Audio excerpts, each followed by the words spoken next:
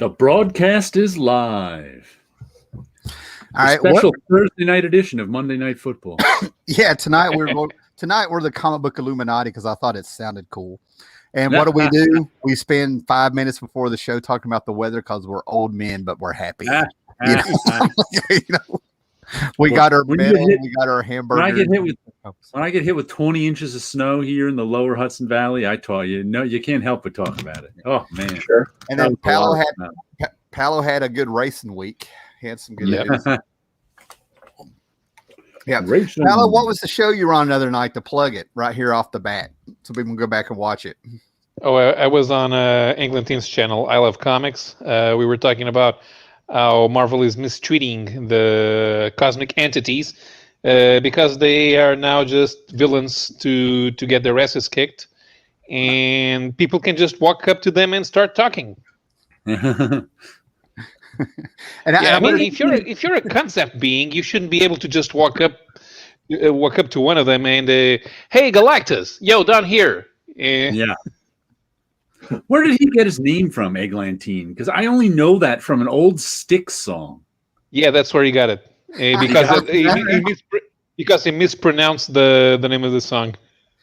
Here's what's bad is I thought that one time and I didn't go anywhere with it. I was sort of like, hey, and then went on. In the Eglantine is the name of a song from an early Styx album, and nobody is that is the first time I ever heard it referenced as his name on YouTube.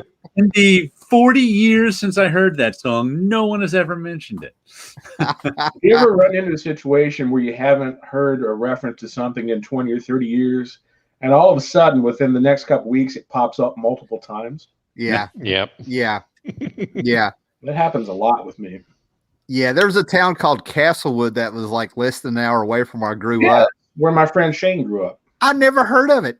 In 17 years, I never heard of it. Never saw it on the football high school schedule, nothing.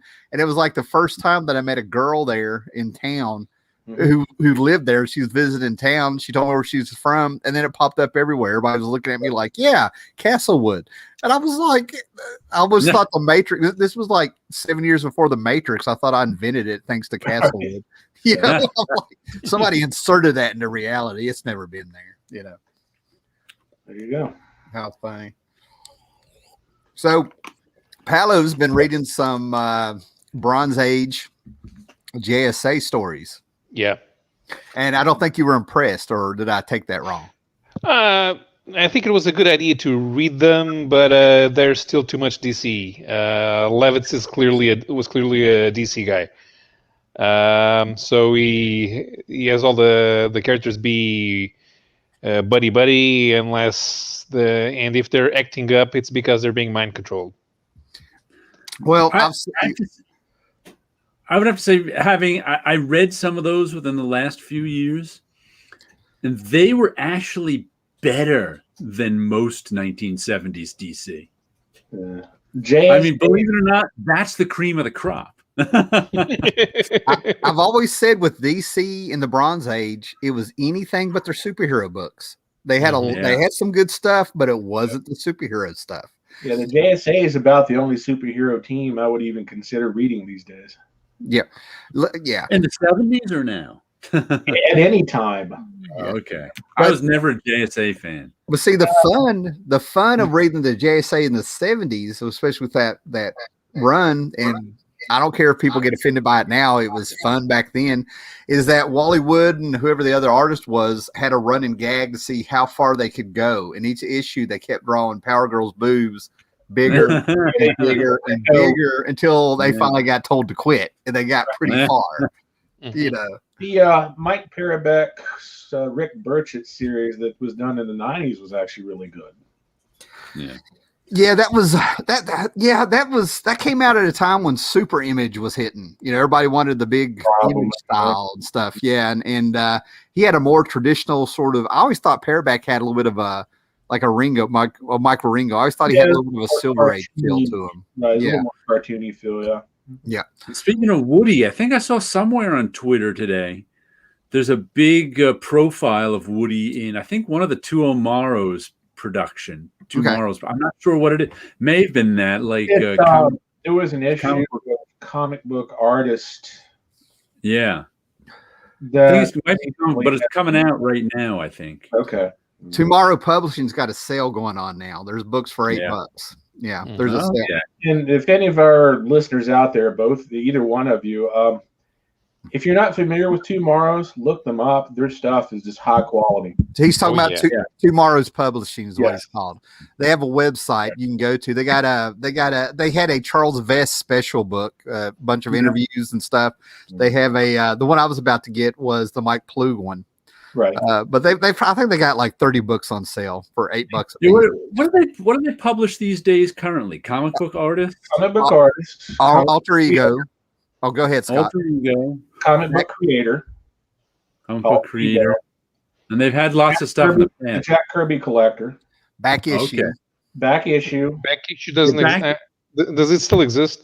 Yes. I think this back issue exists, but comic book artists, one or the other doesn't exist. I forget. And right now hasn't existed for a while either.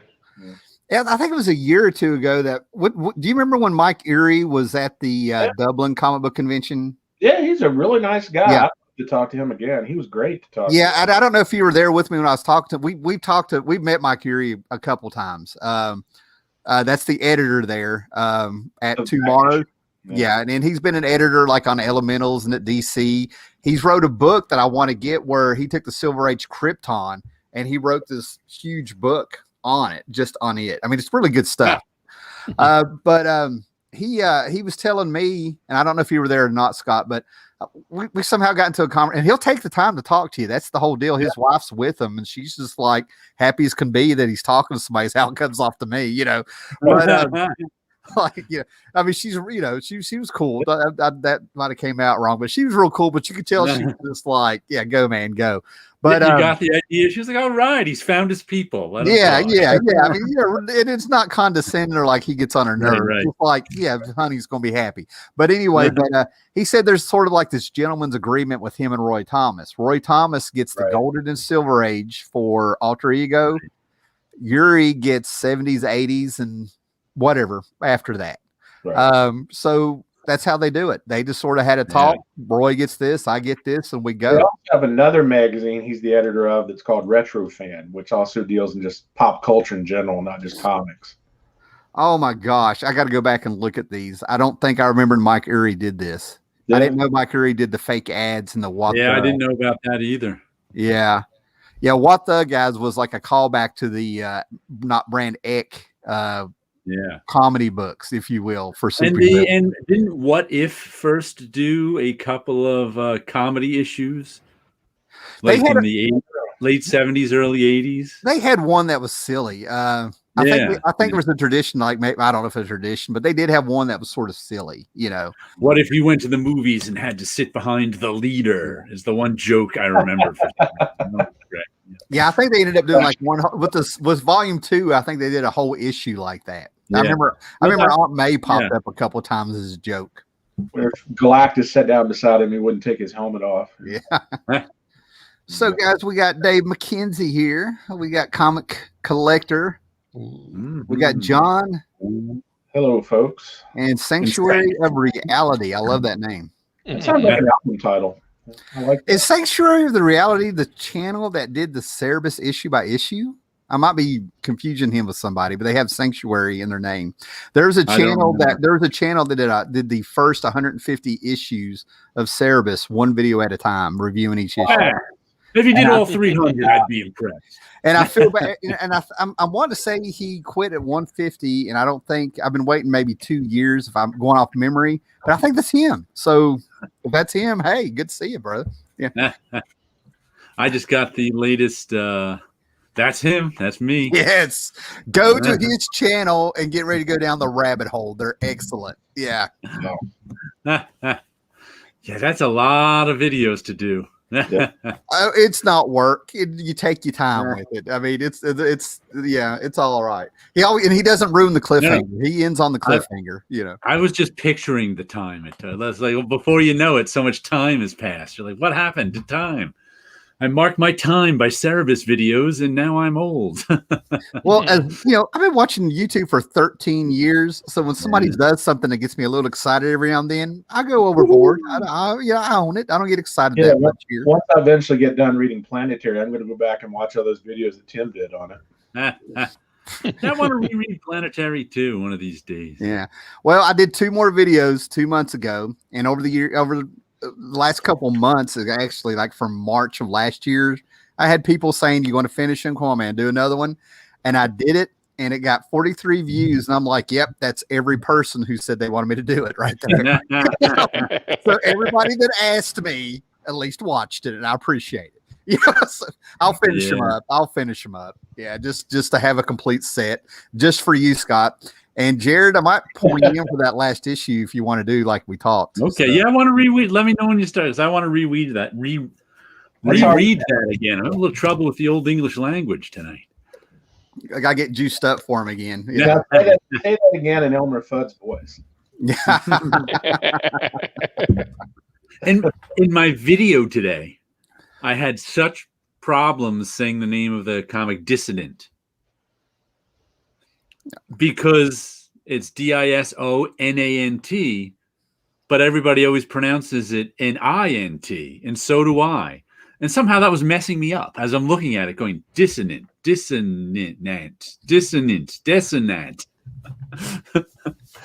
like, whoa. I say that word all the time, and now I can't. Before we move on too far, I'm not sure what this is. He said he's moved channels, and he's nearly done in this month. So it's the last 150 issues. Okay. But anyway, moving on. I also say that word again. Say the word dissonant. Dissonant. Dissonant. Nint, not Nant. Nint. Mimicking the gaps between the Planetary publication schedule. Yeah. That's good. I like it. So it's going to take you another 10 years to get a 27 issue. Right. I finally started keeping track of when I read and reread things too on my digital calendar, just so I can look it up. Because I always go, "Oh, I want to reread that. Oh, I just reread that, didn't I? Should I reread that again on some certain things?" I'm like, "No, I just read that a couple of years ago, and it's really 8 years ago." Yeah. So it's like, you remember when that wasn't the problem? When you're like 12 and you just bought a new comic and you read it. You read it, then you go back and reread it, and you go back and and not only you reread it, you also read the indicia and you read the letters page and the bullpen bulletins. And I always say, guilty as charged. I used to think I had a better memory. I never had a bad memory. I always had a pretty good memory, but I used to think it was better than it was only because I was 23 and there wasn't that much to remember. Could be. Could be. I'm doing this thing where I'm noticing I'm forgetting things that I knew, and I knew them because of YouTube. You know what I mean? Like right there's me saying it. I knew it, but I'm finding that happening more and more, If I am on the go ahead. I'm on the 16th year of writing my blog. I never said 17. Wow. Sometimes I go back and I write once a week, 1,000 words on some topic. And I don't remember them. Right. Yeah. I have my comics, my comic strip I put up. I'm writing comic strips for right now for 2022. I'm in the middle of 2022. I have those. So it's like when my strip publishes for today, it's like all new to me. I don't remember it at all because I wrote it 12 months ago or something. Yeah, so it's kind of like, it's funny when your own stuff can be new to you. If you ever do any research at all on human memory, it's a very, very thing. I can remember stuff that happened to me when I was 2 years old, but I can't remember what I had for, breakfast 8 days ago. It's all associations. And I always say, too, what's weird about me is being that I've been freelance most of my life, so I never had real jobs like everybody else. I had some steady ones. I never got married, and I never had kids. And that's primarily how people remember things. You remember your youth by what grade you were in. You can this happened in 10th grade, this happened in 11th grade. Then you can remember things from, and once you get out of college, yeah, I can remember things. I can remember things by what year they happened to me in college or high school. Yeah. I can't but after that, most people then remember things by before and after they got married, how old their kids were. Oh, my kid, I remember little Johnny was 7 at the time. That's when that happened. Oh, little Susie, she was 12 at the time. But if you don't have those markers, everything seems like it was 5 years ago. Right. Yeah. No, that's when we start saying, man, is it March already?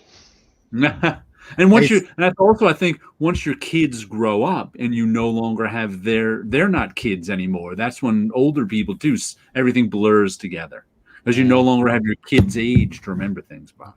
Hey, Scott, I don't know how I missed this, but you have a second chance if you didn't get it the first time.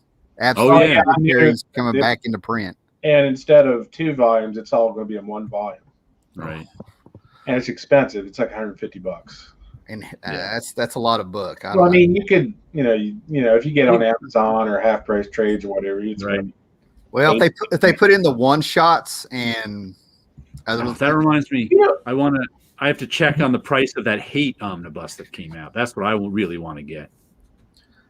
Man. It came out, I think, just this past Christmas, and full price was like $125. And I was like, no, thank you. And I had just picked up the Neat Stuff omnibus by Peter Bagg, which came out at like a $60 price, and it was down to like $15. I was like, holy! I think I even bought it at $30, but then it went down to $15. I'm like, holy cow! And the funny thing about those books is, like, some of them will, go in the remainder, and you get them dirt cheap later on. Right. And others, for whatever reason, they'll skyrocket. Yeah, some of them, like the Usagi Yojimbo box set I got years and years ago, because it went out of print right away. Yep, I have that. Skyrocketed in price, but most don't. I mean, some like the Marvel stuff. The omnibuses, depending on if they're in print or not, go up and down. Right. Like I think I bought the 2 years ago, the 2 Tomb of Dracula omnibuses. Never I was meant, and I got them for. I mean, they have like whatever those omnibuses go for, like $120 price tags. I think I got them for like $60 to $75 a piece, maybe. Never read them. Needed some money. Ended up selling them for like $150 a piece because they were out of print. Right. I want to know who's who. I want to know who's who. I've got to be Scotty. So. Data. Okay. So one of the things I picked up at random, I've seen this thing floating around Ollie's for 3 years to the point I felt bad for it. Like it's always moved around. Nobody touches it. And it's Eddie Campbell, the guy who does back. Complete Alec?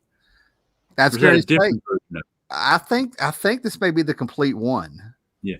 The version of it I've got is called the Complete Alec, and it's a different printing in color. Right. The King, it could be. It looks about. I think that's about how many. Mine, I think, is a little bigger in terms of height, but I think that looks about the right thickness to be the Complete Alec. So my question is I haven't got down to actually read it. From what I understand, Eddie Campbell started this in 81. Maybe he picked up on another one in 85, 86 to 90. Yeah. And he talks a little bit about not being the same person and being tempted to go back and try to do it in that style of where he was in life, or maybe tweak those old stories and stuff. But from what I'm flipped through and reading this thing gets a little bit more depraved as time goes by. It starts out with him just kind of hanging out in the bar and just talking about everyday slice of life stuff. I flipped through it, and by the end of it, there's a scene where everybody's running around naked in an apartment or something. So, you know what the crazy thing about that is? I think it was Peter Cannon, the Kieran Gillen Watchmen, the Peter Cannon Thunderbolt. Okay. The 5-issue series that Kieran Gillen wrote, and that guy with the Viking sounds. Oh, I can't remember his name. He just started drawing the other one. I was reading too. The guy who's drawing Homesick Pilots now. He was the artist on the comic, and it was the best Watchmen sequel ever. And it was this sort of meta conversation about Watchmen sequels, because Peter Cannon Thunderbolt is the one who became Ozymandias. Yeah, the archetype for Ozymandias was based on. But the whole concept of that was someone was destroying alternate universes, and it turned out to be Peter Cannon from an alternate universe who was doing that. The whole concept was, imagine Watchmen. Peter Cannon does the plan to try to unite the world through his fake giant monster thing. It doesn't work. So then he ends up destroying the world, but he discovers there's alternate worlds. So he starts in alternate worlds trying the same plan to save the world, and he ends up keep on destroying the world. I love it. I love it. One of the worlds he destroys is Alex.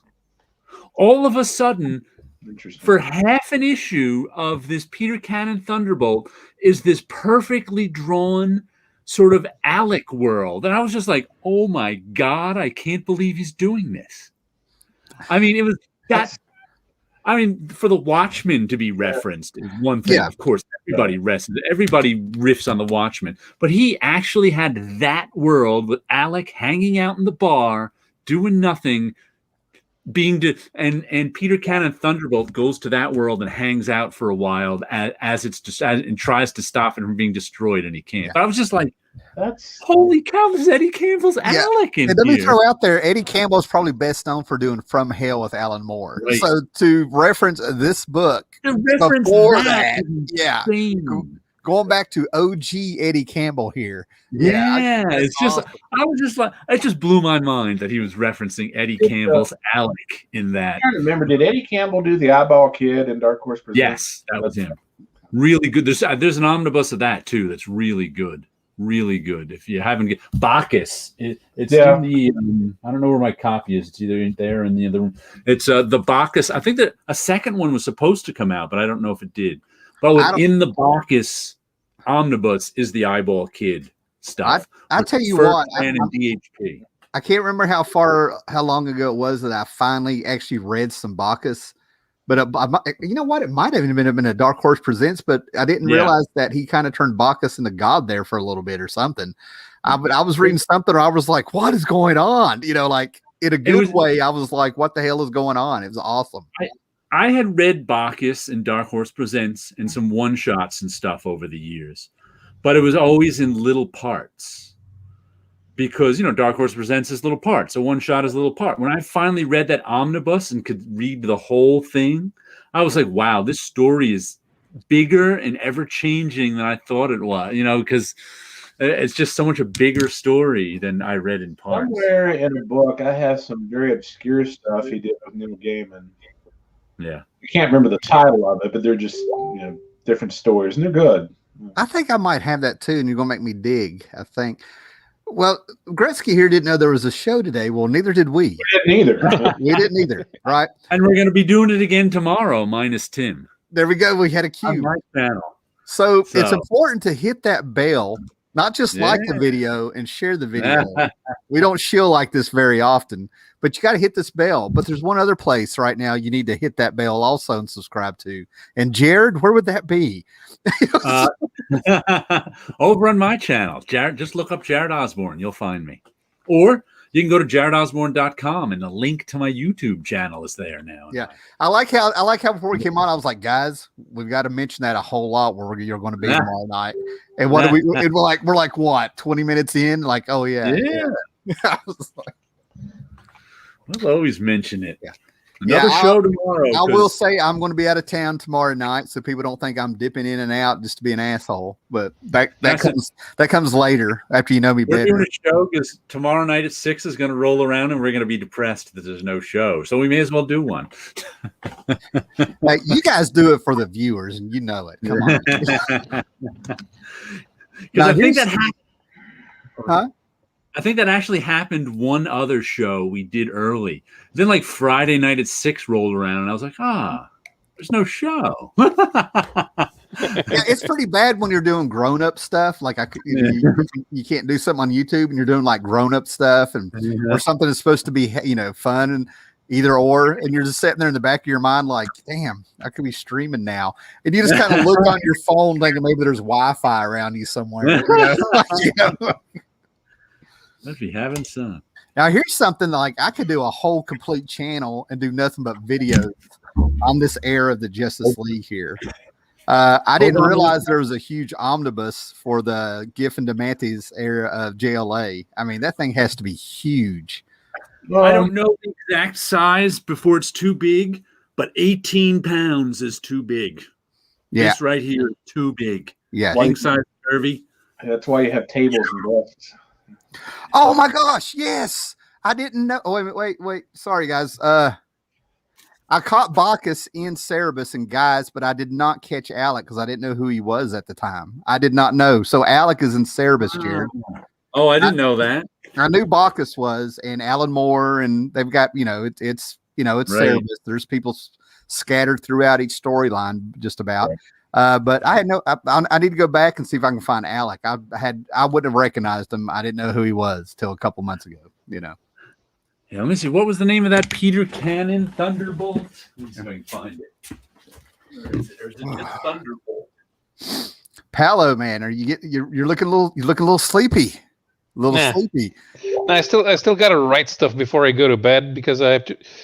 I only have time to write for the car magazine after midnight, but then I have classes at 9 a.m. And now we only have online classes because the country's under lockdown. Yeah, we can be like me and Tim. We just have no class. but the difference is I'm kind of proud of that. Now, what I was saying here, man, did you guys read the Giffen DeMantis era when it was coming out? Because I was there from beginning to end. It was a great time. Did you guys read any of that stuff? No. I was more of a Marvel zombie at the time, but there was always a friend who used to buy those, so I ended up reading them as well. Yeah, I was there. Tommy is saying you will never catch me complaining about the size of a book unless the book is too small. That's what she said. Yeah. Oh, Silver Age Dave has been showing some weird minuscule things that he's been buying that reprint Silver Age comics. They're like this size. I'm going to find the Alec issue now. I'm guessing issue 3. Let's see. Nice. Well, I've got my Cerebus trades here, and I got the box where I got about 275 of them over here in the box. I'm not gonna go looking for Alec right now, but I'm going to call work. They know I'm here. I don't know what's going on. I think my boss secretly knows about this channel. I'm convinced. It seems like cell phones were a mistake. Oh, it must be issue 4 because at the end of issue 3, it all of a sudden turns to black and white. Let me get you up front there before I call work. There's the world of Alec. Now I'm going to tell. There's Alec running over to Thunderbolt right there. I don't understand. I think there's a page of page of early Mike Allred Madman that looks like that, where he's sitting in a field talking to God. Yeah. I've been thinking about that book here a lot lately. Where are you at? See. Issue 4. Yeah, all of a sudden it turns to I shall return. All of a sudden it turns to black and white. Mm-hmm. And this is all that Alec stuff. Mm-hmm. He's in the world. There's Alec sitting at the bar drinking. What an odd combination. Yeah. It's neat, but it's the last thing you would expect, Yeah. It was like when the Simpsons did that entire episode about Banachek.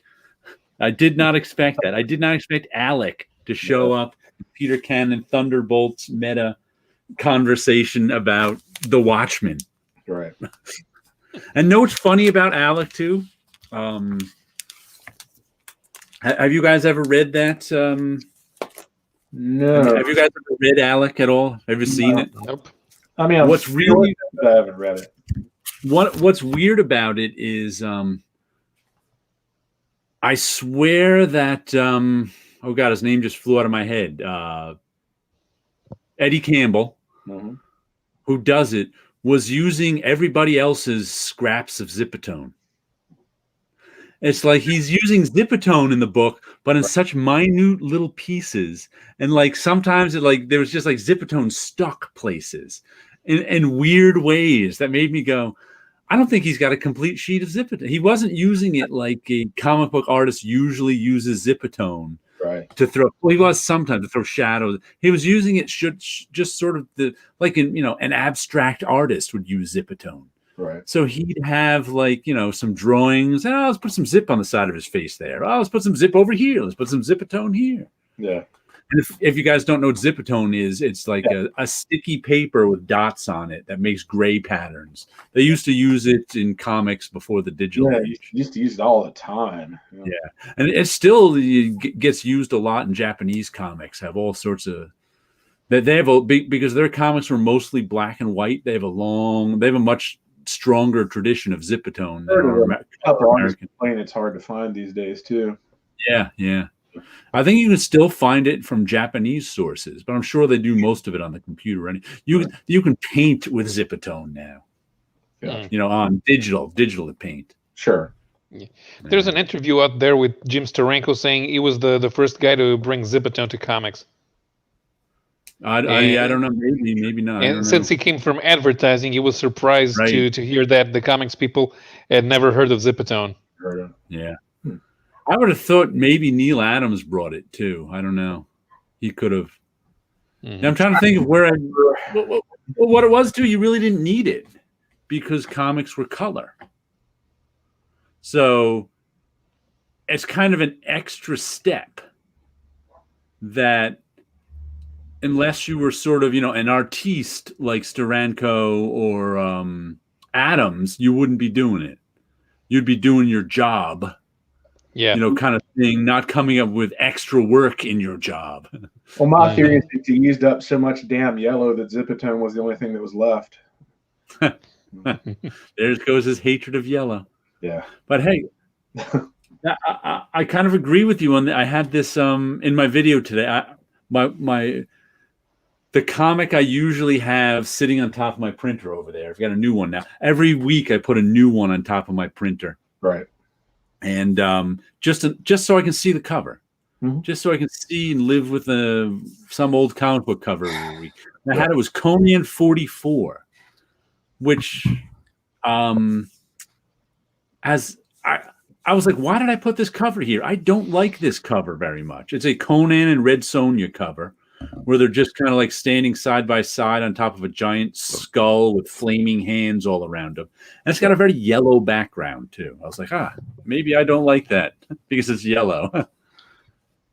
What have y'all been talking about, man? Somebody said there's a store in Japan Zipatone section. We were talking we were just talking about Zipatone. We were talking about if you open up that Alec book, I was saying some of the art in it always struck me as really weird because it looked like to me he was using someone else's scraps of Zipatone. Oh, I got you. Because it's got such little bits of Zipatone here and there. And sometimes they're like, why did he put Zipatone in that spot? I got you. Remember, are you familiar with an artist named Matt Howarth? Oh, yeah. What did he do? I remember him. He did something Brothers. I can't remember the title. The Annoying Post Brothers? Yeah, Post Brothers. Okay. It seems to me, I may be misremembered, but it seems to me like he used a lot of different Zipatone and for effect more so than actual shading. Yeah, a lot of those guys did. In a lot of times in comics, Zipatone was used for effect. In color comics, like in the 70s, it was used for a specific effect. Right. Where did I just see it? The best Zipatone I've ever seen was when Byrne got on a kick of using Zipatone. He started with Namor, and then there's a here and there he put it in everything. Was that not Zipatone? That's not Zipatone. That's duo shade paper. There we go. Yeah, I always pictured him getting a coin and just going over his artwork with the. You do that with a brush. What that is, I may actually have some of it here. That was a special paper you bought that was chemically treated and had two patterns built into the paper. And then what you would do was you draw your normal, like you're drawing your comic book. And then when you would want to bring out pattern one, like, a 50% Zipatone, let's call it. It was the equivalent of that. You'd get this little jar of chemicals and you'd paint on it like watercolor. and that would bring out that one pattern. And then if you wanted to bring out pattern 2, you'd get the second chemical and you'd paint on it with that. Well, I tell you what, Byrne must have, like in 1990, he must have bought it by the gross. It was in his OMAC miniseries, Namor. I swear, I think. He used it a lot. Maybe I remember he just. Yeah, there was a specific reason to want to do it with Namor, because he wanted to evoke Bill Everett's feel from the early Marvel mystery comics. The very earliest Namors were done in duo shade. This is why I like hanging with you guys, because those stories are reprinted. I'm pointing at you know what I'm pointing at. Yeah. I have the Invaders up here. I think it's the Invaders, and in the back of them, they reprinted those, and they've got the same look underwater. And I was about to say, I wish John Byrne just did that underwater, the underwater scenes. Right. Yeah. That is why they reprinted so crappy in those old Invaders too. If you go back and look at them, they're really I remember looking at those as a kid going, why does this look so terrible? Because they didn't archive the duo shade properly. Like there's certain things you have to do. If you look at more current reprints of those early Namors, they restored it kind of to look like it's supposed to look. Believe it or not, there's very few things I geek out at. And when it comes to anything that's a 70s reprint, I'm like that dude when he found out Wrestling was fake, it's still real to me. You know what I mean? I'm like, yes, they're probably crappy reprints, but like I thought they were so cool. That Bill Everett blew me away. I couldn't figure out why it looked so weird. And I didn't learn till 30 years later, is because those early Submariners were done on duo shade. I didn't even know duo shade was invented in 1939. Right. Mm-hmm. And if you used it in OMAC, it's probably just to give it a more three-dimensional feel, because it was that one was black and white. I didn't have a problem with it, but in Namor, I wish he had just used it in the underwater scenes. You know what I mean? I impressed when an artist would make an intentional effort to show that Doppling light effect of the light filtering down through the water. Mm-hmm. Some artists never bother, but I always enjoyed it when somebody did. Yeah. I mean, it was just one more cool thing that was going on there, because there for a while, it just felt like everything was, at least people were trying to be innovative. If that makes sense. You know what I mean? Yeah. Most of that, though, the water effects points out to me the Achilles heel of the underwater characters, which is there's no point to them being underwater. They're the same stories about every Aquaman story could take place on dry land with some other royal family. There's no point for them to be underwater. It's the same stories on dry land, except with bubbles around them. I'll tell you what, I'm being dead serious. Oh, go ahead, Scott. You're bubbling when you talk. Go ahead and try it again. You can do the same thing and put all the characters on the moon and have them in astronaut suits. It's the writer that's not living up to. But I'm just saying, there's no point to them. It's not that the writing is good or bad. It's that there's nothing different between an Aquaman story and a Superman story, really. There's no point to them being underwater, except they're underwater. Well, except Lois Lane couldn't fall off a building underwater. She would just float. And be replaced by Lori Lamaris. Yeah. And what would the octopus sidekick do above water? Do you know there's a subset of collectors? There's an actual website for this. There's a subset of collectors that collect nothing but comics who have a cephalopod on the front cover. I am not surprised. And it's great. It's like, it's just fun looking at those. It's like every time you have an underwater scene, there's almost guaranteed to be a fight with a giant octopus somewhere.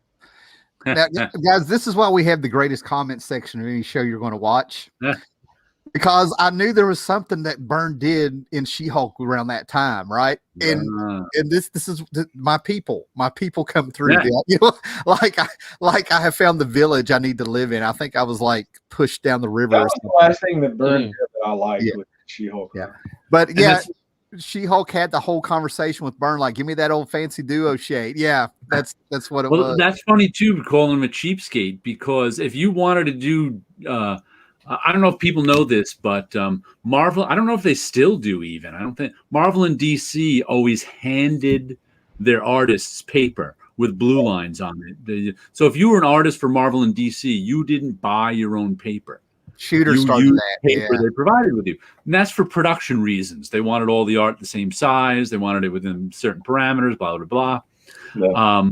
But so if you wanted to use DuoShade, you had to buy your own paper and cut it to the right size and make sure that you were doing it the right size. Right. So you couldn't just, using DuoShade took it gave you even more work than just using DuoShade. So it was like that. That's why she was calling him a cheapskate too. Because well, talking about like the way things are made and everything like that, one of the genius things I think in marketing, and if I'm wrong, I'm wrong, but I like the idea of this, right? Is that you take something that's popular that came out in color, you put it in a hardback, and to save money, you don't color it. You call it film. You call it noir. But you Theakstonise it. Yeah. Ollie's, I found this $50 hardback of the Long Halloween Noir because it's in black and white. I found it for $8.99, brand new. Wow. Still. And all they did, I think it's genius that you're like, we're going to put out a trade and we're going to save money by not coloring it, but we're going to market it as something special. In its defense, I do have to say that particular art style lends itself more to a black and white treatment that would look good, or either in black and white or in color. Oh, I have no problem with a lot of things in black and white, but I just like the idea they were like, hey, let's find something else to sell. You work in the production department, it's like, yay, less work for me. Yeah. But I think that's just genius. Like, and it's a $50 book. We didn't color it, so they turned a dime on that one. Yeah. But I've read I've been reading a lot of things, but I went ahead and flipped through this and read like the first half of it. And I got to tell you, it holds up. The Batman, the Long Halloween. Yeah. I remember I somewhere here, I still have the trade of that one. I enjoyed it. I like my that came talk today. My Batman stories in black and white. Ever since that miniseries or the miniseries came out from DC, I really enjoyed Batman in a black and white format. Yeah, and that kind of goes back to what Jared was talking about. That came out in the 90s, and I still remember almost every story in that Batman black and white, and it came out like in 96. I mean, around the same time Kingdom Come came out. Yeah, that Mobius story was just weird, though.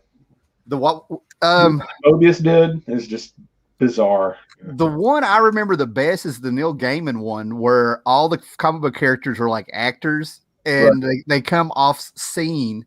And there's a backstage to all your comics, and Simon Bisley drew it. And Joker and Batman are talking about the scene and acting and stuff. And then they go back on panel to like try to kill each other. Then they're backstage again.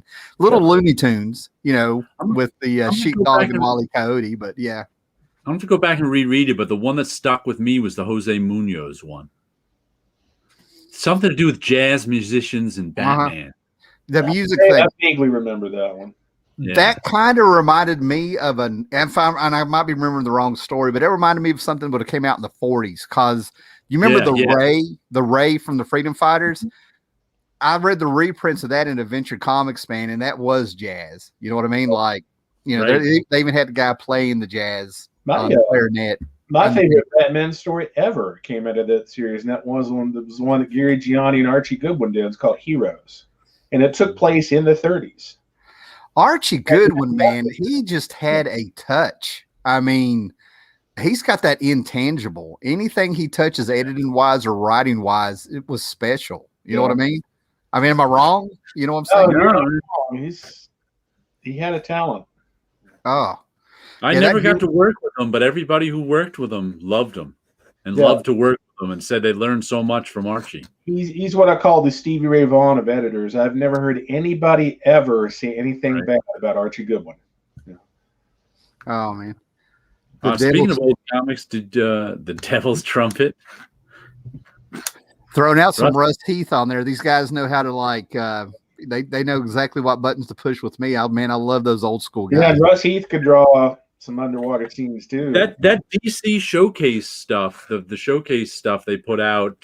When did they put that? Was that the late 90s, early after Marvel started doing their essential stuff? DC started doing, and they pulled some stuff out of their vaults from like the late 50s and early 60s that is fairly unreadable, but really nice to look at. Sea Devils. Yeah. I have the one who's the Rip Hunter. Yeah. Rip Hunter, yeah. Exactly what I was about to say there, Paolo. Challengers of the Unknown. Yeah. Yeah, the Rip Hunter and the Sea Devil stuff aged better than I thought it would, but the Rip Hunter stuff seemed more fun now than, you know. Right. Yeah, it's nonsensical, but yeah, it's really fun. Yeah. I mean, it was written for 10-year-olds, but the art is spectacular. The Rusty Octopus Man. I mean, that man could draw an octopus man, a sea king. Yes. I mean, fantastic, man. I was just looking at one of those mystery books from the DC from the 70s in the showcase edition. I forget which one, House of Mystery Volume 2 or something. I randomly have the showcase edition of. And some really nice artwork in there. Yeah. 70s DC mystery books. I refuse to call there we go. I refuse to call them horror books like today's comic collectors because they were not horror books in the 70s. We always called them the mystery books. Yeah, I'm going to give everybody a sample there real quick, guys. Like, I just opened up a random page. Yeah. Is it showing up? Yeah. Mm-hmm. Yeah. Just some beautiful artwork. Yeah, some of the work that Bernie Wrights and then Mike Kaluta did for those, especially the covers, are just fantastic. Oh, yeah. I mean, you expect the work from those name guys to be good, and it is. But they've got like a lot of the Filipino guys, a lot of everybody. My favorite Filipino guy who did a lot of work on some of the DC war stories too was E.R. Cruz. I liked his art style. Okay, I remember him. Again, that 70s Bronze Age stuff, just about anything that wasn't a superhero proper is gold, you know. Yeah. Plop. Plop. Oh man, I love Plop, man. That's where I found Cain and Abel. There should be a compilation volume with Plop. Yeah. Tommy Bagley here is mentioning Mike Sikowski. Is he the guy that did JSA? Am I thinking of the right Sikowski? JLA. He did the Justice League. Which is funny because at Marvel in the 40s, Mike Sikowski was mostly a funny animal and humor guy. Right. But Gil Kane had sort of the best and most explanatory quote about Mike Sikowski for me. One time he was discussing Mike Sikowski, and like Mike Sikowski fell out of favor in the 70s, and rightfully so. He didn't change with the times, kind of. But Gil Kane said, sometimes first of all, he said, you work for editors, not companies. So you keep that in mind. So you have to keep the editors happy, which is true. And he said, when you're doing well, what you do is important. But all of a sudden, there can come a time when what you can't do is more important than what you can do. And that was what he was referring to Mike Sikowski when the 70s rolled around and all of a sudden everybody was drawing like Neil Adams, Bernie Wrightson, all those studio, Mike Kaluta, all those studio guys came in and art of comic book kind of changed. Mm-hmm. All of a sudden what Mike Sikowski to do well, which is that 50s and 60s DC stuff, didn't matter. Mm-hmm. Right. Because what he could do well, which was 70s comic art, mattered more, and he stopped being hired. Man. So I think that describes Mike. What he couldn't do became more important than what he could do. Right. Yeah, and that happens to so many people in general and artists. Yeah. I'm not going to lie. I've always kind of wondered how Kurt Swan survived that era, staying on Superman. But I think you answered it saying you work for editors. You know what I mean? Right. Yeah. You work for editors and not companies. Yeah, I mean, Kurt Swan's respected by a lot of people. At least I've seen in interviews where they said they respect him a whole lot. But I always wondered, a lot of people Superman too. Yeah. I wonder how many people never heard of Kurt Swan until they heard Jerry Seinfeld talk about him. Now, people haven't heard of today. Nobody's heard of Kurt Swan. Even when they've heard Jerry Seinfeld talking about him, they still haven't heard of him. I can't believe I'm doing this, but I'm going blank on the guy that drew Superman before Swan took over, and he still drew him in the 50s. Wayne Boring? That's it. He gave him the big barrel chest. John Chris Felucci did. Boring traded his name. Yeah. John Chris Felucci did something in one of his cartoons. I don't know if it was Ripping Friends or Ren and Stimpy. I'm going blank. I can't believe I'm doing this, but he drew a Superman character in the Wayne Boring style. And it was awesome. I was sitting there like, oh my God. And this is like the 90s. And I'm like, that is old school. You know, I got a whole other level kick out of that cartoon when I saw it. I'm pretty sure it was the Ripping Friends that was like around for like a hot 5 minutes, which is underrated. If Wayne Boring had been better known during the late Silver Age and early Bronze Age, he would probably have a tagline where he would try to call his work Wayne Sighting. Wayne Sighting. You completely fished me in on that one, man. I was like, what? Kurt Swan is Mr. Gretzky's favorite Superman artist. Yep. I had a moment with that Alan Moore story we talked about, the whatever happened to the Man of Tomorrow. I'm not going to lie. I had a moment in when I was reading that first chapter where first George Perez, I loved it when he drew Kirby characters in his style. And then to see George Perez inking Kurt Swan, I had a moment. You know what I mean? I was like, oh, this is gold. You know what I mean? I'm like meeting this. I was never that big a Kurt Swan fan, because I was never that big a 1970s Superman fan. So to me, Swan epitomized the boringness of Superman and DC comics in general. Well, but I still can stop now and enjoy it. You know. Well, so I lived up to his last name. Yeah. I got respect for the guys. I can't help it. You know what I mean? Like He's a lot of people's favorite, but he wasn't mine. And but I didn't. I pretty much thought DC Comics from the 60s and 70s was boring. So how was I going to like Kurt Swan? I've got to go back and read this. The Secret Origins that started around 86, I think, as a series. I have 2-3 issues of this, but I don't think I've read it since it came out. So I was like 13. I didn't realize. I can't believe it's not registering that Wayne Boring did that, man. Yeah, up on 50, man, is not doing me well at all. So I got some T-shirts.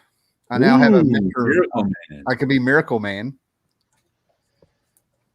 And then this is the one where like you go so far into geekdom. Like in the 90s, comic book people were comic book people, but if you talked about Commandy and had a full run, you were a geek. You know what I mean? That's when they were like, oh, that guy's a geek. So that may be where I'm at now, but I have my Ultra Boy shirts. I wouldn't even recognize that one. Complete with Space Dragon in comic book red. Man, I once saw something on previews. I ordered it, but they never fulfilled the order. And it was the best way to be a geek and nobody would notice. It was a polo shirt, and it had just a phrase written here: Latveria, land of peace and prosperity. I'm not going to lie. I thought you were going to say something about like the little animal thing that used to be on the shirts right here, real tiny little gator. I thought you were going to be like, "Oh, this is Lacoste. This is quality, man." I like when Paulo has his moments, man. They're good. So I picked this up at Ollie's also, and it's for $7. It's a thick trade. But this is the stuff right after 0 Hour, where the whole Legion of Superheroes went really askewed. And it's kind of sad because like there's Mark Waid, Stu Monin on it, Tom Pyre, some great art writers. And I'm actually missing this year in my Legion collection. I'm not well versed in the 90s Legion because of this stuff. But it was cool to find it all in one place. But I do remember it may have had a really good Ultra Boys solo story in it. So I'm just kind of throwing out some Legion stuff. Legionnaires book 1. I don't think there was ever a book 2. If that tells you anything. I could be wrong, but yeah. But this is where they kind of like cleaned them up a little bit and went for that Silver Age style again, like we were talking about with Swan and all that stuff. Gave them a real sleek, bright future again after coming out of that 5-year post, real grim and gritty era. So yeah, I'm the only Legion fan here. I'll move on. And I remember discovering the Mike Grell Legion probably in the early 80s. And I enjoyed that. Was my favorite Legion period then. Then I started buying the Great Darkness saga off of the stands and enjoyed that.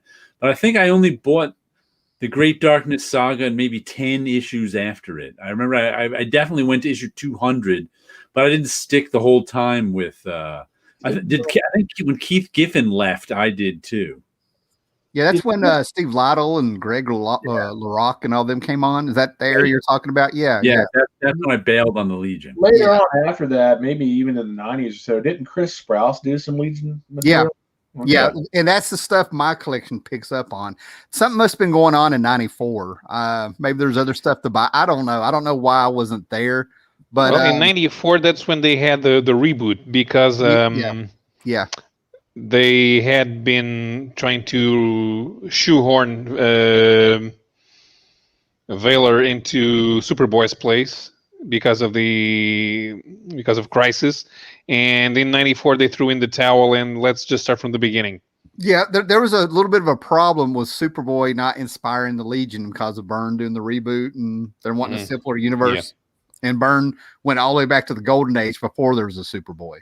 That could actually be the first retcon in comics is saying there was a Superboy, But they really messed up after year one because it was like they were revisiting old Legion stories and kind of retelling them and going all over the place. It was just too many reboots, 20 years before it was a common thing, I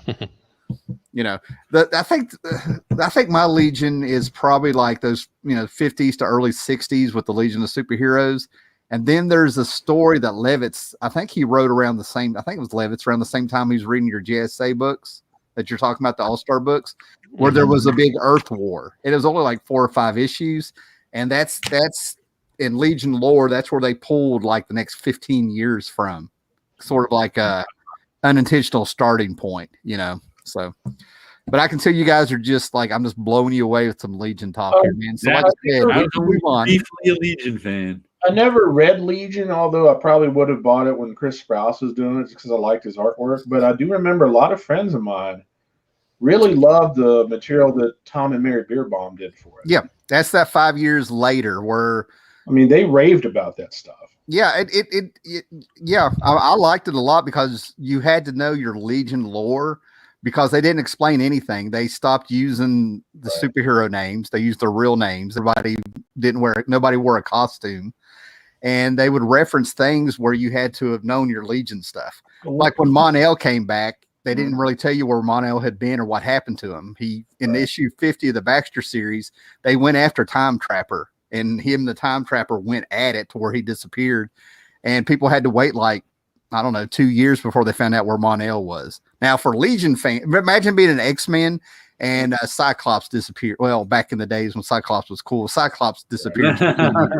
Yeah, Cyclops disappears for 2 years, but you don't know it's going to be 2 years before you find out. You're like, are they ever going to say what happened to him? What's going on? Did they put him in jail and have Elektra take his place? Oh, wait. Yeah, there you go.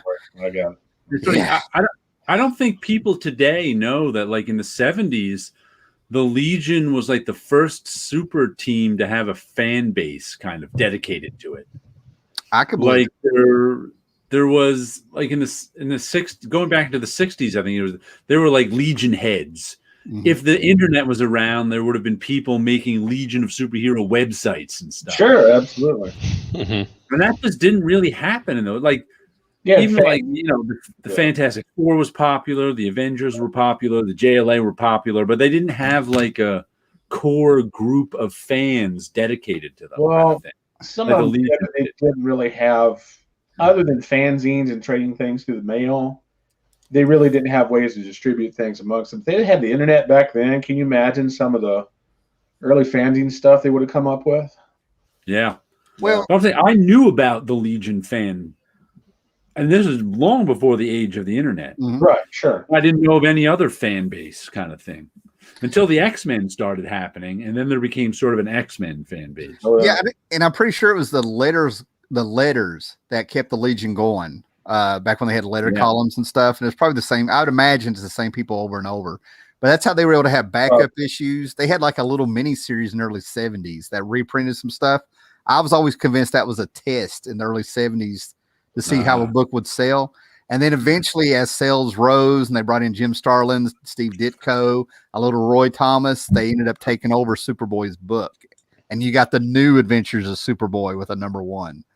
That's what I mean. A lot of this stuff in the last 10 years I've already seen done back in the day. It was with Legion. But the thing about Legion, and I'll shut up about it, is that it just amazes me how a book about teens and in the bright Silver Age future and all that stuff, they had like people getting their arms ripped off. They had death in comics. They had teenagers willing to sacrifice their life so somebody can come back.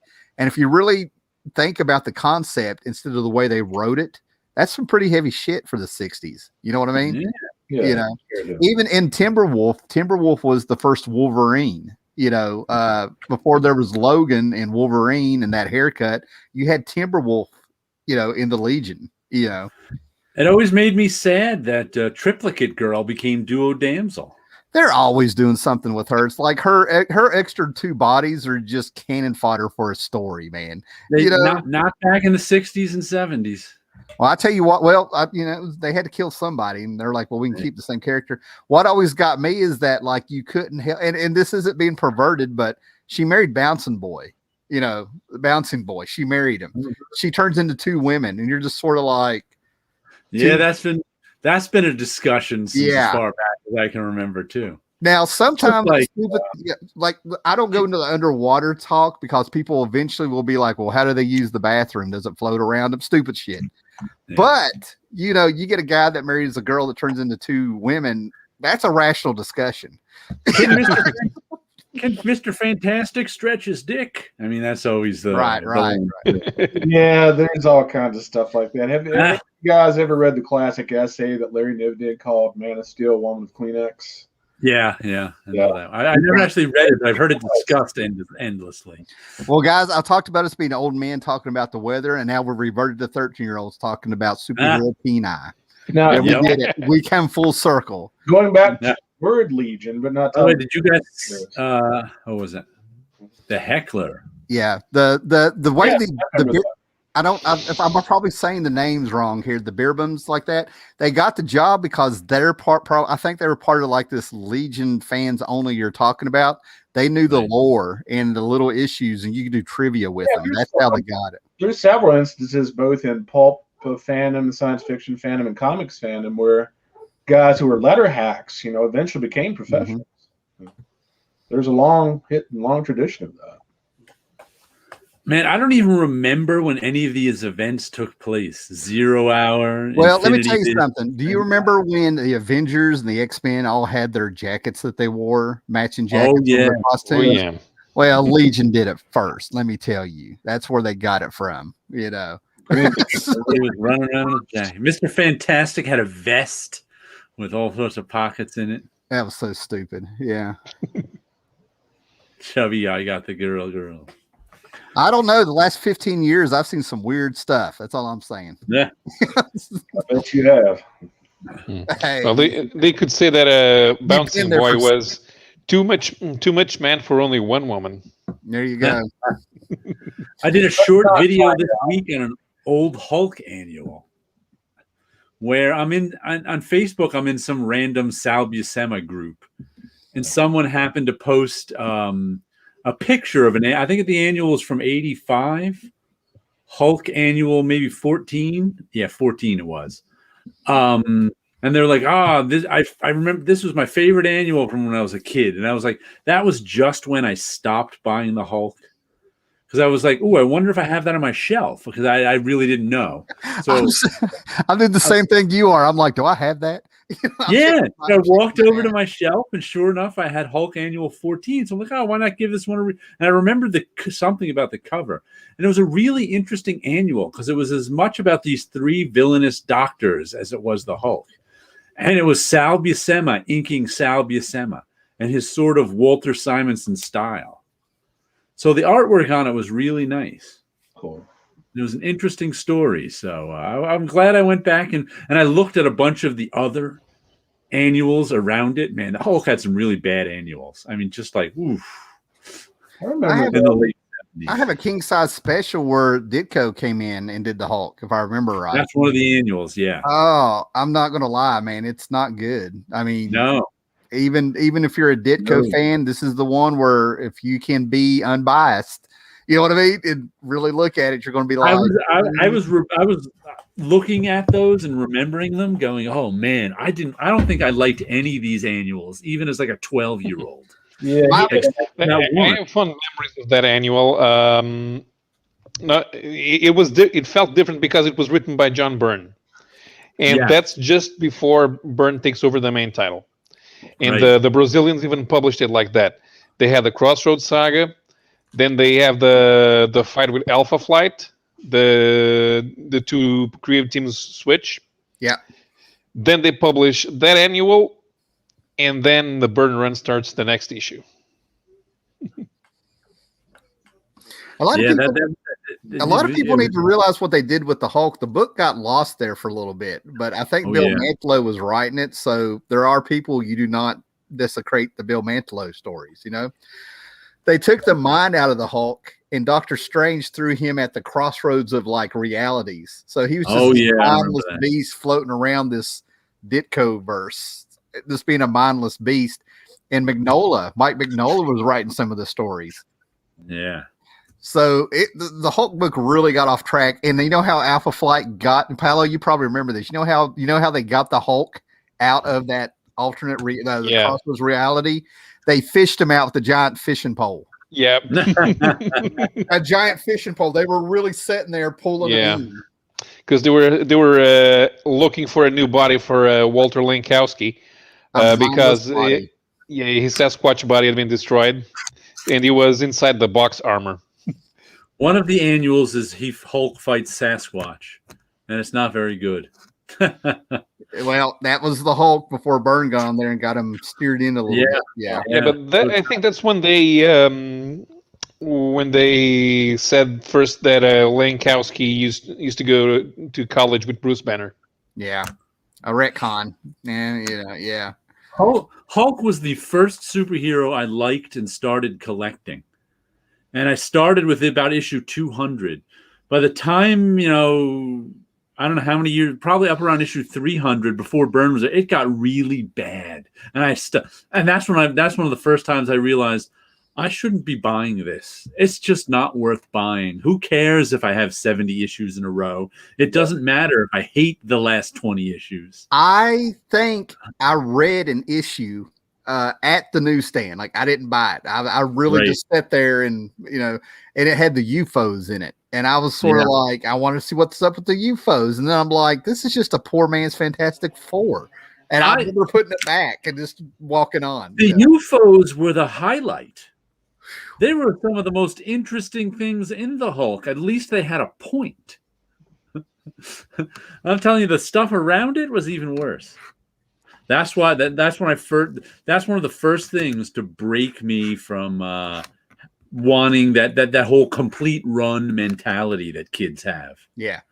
Ooh, I have so many issues in a row. Ooh, I have to keep buying it. I have so many issues in a row. I don't have to keep it. It's really bad. And I tell you what, we've had the talk about Al Milgrom before. Like, I hate saying anything bad because it's like that guy took every ounce of talent that he can muster, and he did it all in comics. You know what I mean? Right. So a guy with that much passion and love, and I think Al Milgrom was at a comic book convention where we caught like that plague that day. Mm-hmm. Anyway, Scott. Yeah. Anyway, but the thing about it is Mel Milgrom followed Byrne after he left on the Hulk. And it's one of the few things I can tell you that I thought he did a good job before Peter. Yeah. He's between Byrne and Peter David. And there's this stuff that Al Milgrom was doing in between that, like the 320s or something. I thought were pretty good. I still have them in my box, and I still like getting them out every now and then. Yeah, I think he managed to keep the momentum going, especially because all the superheroes were hunting for the Hulk. But he tried not to do anything permanent. Because he was also an editorial, he knew that the new guy was going to come in and he was going to go in a different direction. And he didn't want to do anything that would have the story interrupted. But he managed to get it going. I didn't make it to the Byrne issues. I don't think I quit sometime before there. I felt like they were fan service, but Byrne was still doing something at the same time. He reminded you what the Hulk was. I mean, he called out all the super Avengers to come after him. Wonder Man, Hercules, everybody. He finally had like the Hulk and Banner face off. He separated him or something. He had a lot going on that was like a lot of finally had 6 issues to do the Hulk. It's like he knew is what it felt like. I want to do, here's everything I wanted to do, crammed in 6 issues. Brought out the Hulk Busters. It was 85, 84, I mean. Yeah. It's weird reading that Sal Buscema, John Byrne annual too. That was back in the days when the Hulk wasn't so overpowered that like 3 random scientists could capture him with their own little like shield-like hell carrier and giant octopus tentacles with their fishing pole. That sounds awesome. I want to see somebody draw that. That sounds really cool. One of the best Hulk stories I thought until I got older and realized they just did Moby Dick is Roy Thomas and Herb Trimpe, meme names. But they did this whole thing where Hulk was the slave on this gigantic spaceship. And I mean spaceship where he was rowing. It looked like a gigantic Viking ship. And there was a man who half his body was a cyborg. And they were chasing like this energy beast out in space. And it was a retelling of Moby Dick. And I didn't realize it. I was too young. I used to know that guy's name. Now I totally blanking. Not Ahab, but oh man, yeah, but they caught the Hulk. He had like this energy javelin, and when it hit Hulk in the back, it hurt you when you read it. It was drawn so well. You felt the electricity going through the Hulk, paralyzing him, and then you just see Hulk there, like in the gallows, amongst all these people, like some bad Hercules movie, using oars to move a spaceship through space, and of course you're like, yeah, that would happen, Yeah. It's years ago now. I bought when it came out. I don't know, must be 10 years ago now. The Heart of the Atom collection that came out, the Hulk stuff from the early 70s with Trimpe, and I enjoyed that rereading that all these years later. And the Trimpe Hulk was really before my time, but they did a nice job. I think Harlan Ellison and Roy Thomas and Trimpe comes from that's the one. Jarella. Yeah, Jarella. These are all the stories of Jarella. That's good stuff. I was surprised at how well it held up. I think Scott froze up. I thought he was. Were you talking, Scott? No, I understand that's where the title of that came from, was the title of a Harlan Ellison story. What was so cool about finding this is I was trying to get all the Jarella stuff. Just have all those issues because I never thought anybody would do anything with it. And a lot of people forget the Hulk, he was in love with Jarella. Yeah. He just had to shrink into a microverse to find her, and fight giant warthog. Right. But this was really good stuff. And like you said, Harlan Ellison. Who created Jarella? It was Sorry, man, you got me excited. First Legion, and then you bring up Jarella. I can't help it. I'm just a man. Jarella was in some of the issues when I first started reading the Hulk too, because I think she was in some stuff right around issue 200 that when I first started reading the Hulk, so I knew her right away. And I managed to get back issues to like 190 from somewhere too. I don't even remember where. I'm probably around the neighborhood I picked them up. Isn't that around when she died? Yeah. I think so. I think it was like 201 and 202 had her in it, and she may have died there too. I think it was around the 350s or something, but Peter David had the Hulk get sucked back down by a bunch of sorcerers to that world, and you found out what happened after Jarella died on that world. Right. I mean, we're going back to like 88, 89 when that happened, but it was just so cool that people remember that at all. You getting tired, Jared? Are you getting tired? Talking about around 88 or so, and you're talking about all these annuals that came out. It's like when I got back into comics around that time when I was in college. Now, I remember the Atlantis Attacks storyline, but I don't remember it at the same time. I remember getting all these annuals to read this storyline, but if you ask me what happened in it now, I was like, the hell, I don't know. I think that was a good idea, though, that Atlantis Attacks. Only in that it made the annuals mean something again. Because it used to be like in the 70s and 60s, annuals meant something because they were a longer form story. But by the time the 80s rolled around, every issue was continued. and every story was 4 issues. So an annual actually ended up being a shorter story. And then they started like the summers. They would have the annual crossovers where all the annuals told one story. Evolutionary War. The one that killed me that was so bad was King of Pain. That went through like the New Warriors, the New Mutants. I think all the team books or something. I don't know. Maybe the X-Men. Evolutionary War and Atlantis Attacked they covered the entire line, and they managed to get some pretty big names to work on the art on all of those. But all the follow-ups, they were contained within 3 or 4 titles, and they all had terrible art, and they all had a terrible premise. The King of Pain, yeah, I agree. Exactly. Apollo just nailed it. But the only good thing that come out of that were the covers to the King of Pain storyline, because it was Mike Mignola having the little changes. He drew the same cover, but it was just little tiny changes. So you could like kind of flip book them a little bit. You guys care if I do some comments here? No, go right ahead. Jared hates the living embodiment of abstract ideas. He'd love Keith Giffen's short-lived series Vexed about the patron saint of bad luck. It's goofy fun, though. I don't remember that one at all. Sanctuary Reality is like, yes, Vexed. So, Jared, there you go. What are the odds that we got the world's only 2 Vexed fans? When they're right here. They're finally meeting. They're about as good as me having the crazy groupie across the road. Yeah. Well, the obvious follow-up title years after that would be What's Vexed. Scott, you have fans for your puns. I'm telling you, I've seen it in the comments. Yeah. There are some sadists out there. So Sam Guthrie is here. You should read what the editor had planned before Peter David got on. Hulk was going to have adventures with a talking road animal and a talking plant. It could still happen. Groot and Rocket Raccoon? Yeah. After the last 10 years in comics, it's just a matter of time, I think. Yeah, true. Reading from that, it could have been Rocket Raccoon and Groot. There you go. Love those Hulk 320s. I think Rocket Raccoon's first appearance was with Hulk. The Burn Hulk issue where he fights all the strong Avengers was cool. That's by the Sam Guthrie. He jumped right in there.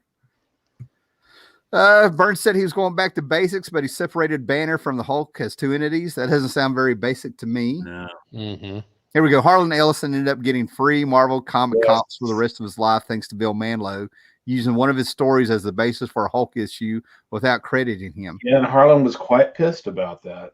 Wasn't that EC Comics too? What he did, and this is more Scott's area, right? My stuff's from like documentaries, and when it comes to Ellison and Ray Bradbury, Scott's the guy.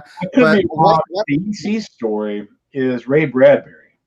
Oh, was that who I'm thinking? That's they had Ray Bradbury. Okay, a couple of his stories, and he was clever because he wrote them a fan letter, and he gave them an out in a way to save face. Said something like, "Oh, you forgot to send me my check," right on the phone. He must have, forgot to send me the royalty check, and then like Gaines picked up on that, and started actually paying him for it, and then they, collaborated after that. Right. The Mantlo story. I don't remember which of Harlan's stories he ripped off. It was a blatant ripoff. Harlan's Harlan. Harlan said, "No, I don't think so." And so somehow or another, he did, for whatever reason, yes, he did up getting free comp copies of everything Marvel for the rest of his life. Now, Scott, I want you to look around the room, and I want to see if you have a pencil or a paper, because when I've been pushing you to do videos, this is the shit I'm talking about. Write this down. This is an obscure story. That's a very well-known story. Not as much as you think. I don't, you never mind. This is the place or time. Anyway. Fair enough. We talked about this before. At least I think Jared. Yeah. That awful. I asked Jared. I remember the conversation. I said, Jared, did Marvel? I assumed Marvel made him do that so he could keep working. And you said he probably did it on his own to keep. Yeah. Because that's what. That's what I mean. People, I've discussed this before when people talk about a house style. I said there's really not a house style. It's people imitating the most popular guys because that's who gets hired. Yeah. So the freelancers say, "Ooh," so the editors are going, "Wow, Rob Liefeld is real popular." Yeah. maybe I should hire this guy who draws like Rob Liefeld. And then the freelancer is like, he's hiring that guy who draws like Rob Liefeld. Maybe I should draw a little more like Rob Liefeld. And that's how a house style develops, though it really isn't one. And Herb Trimpe was doing the same thing. Herb Trimpe was under contract with Marvel. The problem is, when you're under contract, they're under no obligation to give you work. So if you're under contract to draw 30 pages a month for Marvel, that means you automatically get paid for 30 pages. But you have to have 30 pages assigned to you by editors. If you don't, you owe them that money back. So when you're a popular artist, it's no problem, and they're giving you work, it's no problem. When you're Herb Trimpe, you've been working there for 25 years at that point, but his style had fell out of favor. He's still, got a contract, which is good for him because it's, guaranteed money if they give him the work, and I think you get health insurance too when you do that, or at least you did back then. Right. So, but no one would give him work. It's like none of the editors wanted to hire him. So that's when he started drawing more like Rob Liefeld, because those are the guys who were getting hired. That quote that he put up on the screen, that hurts me right here, because I'm thinking, if somebody's biggest impression of Herb Trimpe is, as a Rob Liefeld clone, yeah. If somebody's biggest impression of Al Williamson is an inker, not as a pencil. Right. And he was a darn good inker. Spirit is the Frank Miller movie. Right. That's not good, folks. Scott, brother, you are taking me to church. I feel hallelujah. Yeah. It's not good. The Al Williamson's thing kills me more than the Herb Trimpe, to be honest with you. You know what I mean? Yeah. I've heard several people. You mean like the inker at Marvel? I'm like, no, I mean the freaking penciler at EC. It's what I mean. The artist. Yes. We'll get this one out of the. Yeah, go ahead, Jared. But he did pencils and inks. Mm-hmm. Yeah. Man, I think some of his best stuff was the King Comics, King Features Comics or something, Flash Forward 60 stuff. Oh, man. Oh, yeah. I have that in a collected edition, his adaptation of the movie. That was real good. I have a birthday coming up, Jared, just saying. But anyway. Are there any comics that you're excited for since they're raising prices again? I think with this group, it's a big no. I mean, the comics I'm excited for aren't being affected because they're not. I'm excited for lots of. I go to the comic shop every week and buy new comics. They're just not Marvel or DC comics. Exactly. I mean, I'm excited that if they ever finish Uber. I just looked down and saw Peter Gillian's Thunderbolt here still. If they ever finish Uber, I'd be excited about that. What did I get excited about this week? I got such a weird combination of comics this week. Yeah. But I was really excited over Red Mother. That one went to the top of my list every month it came out. That was a good comic, Red Mother.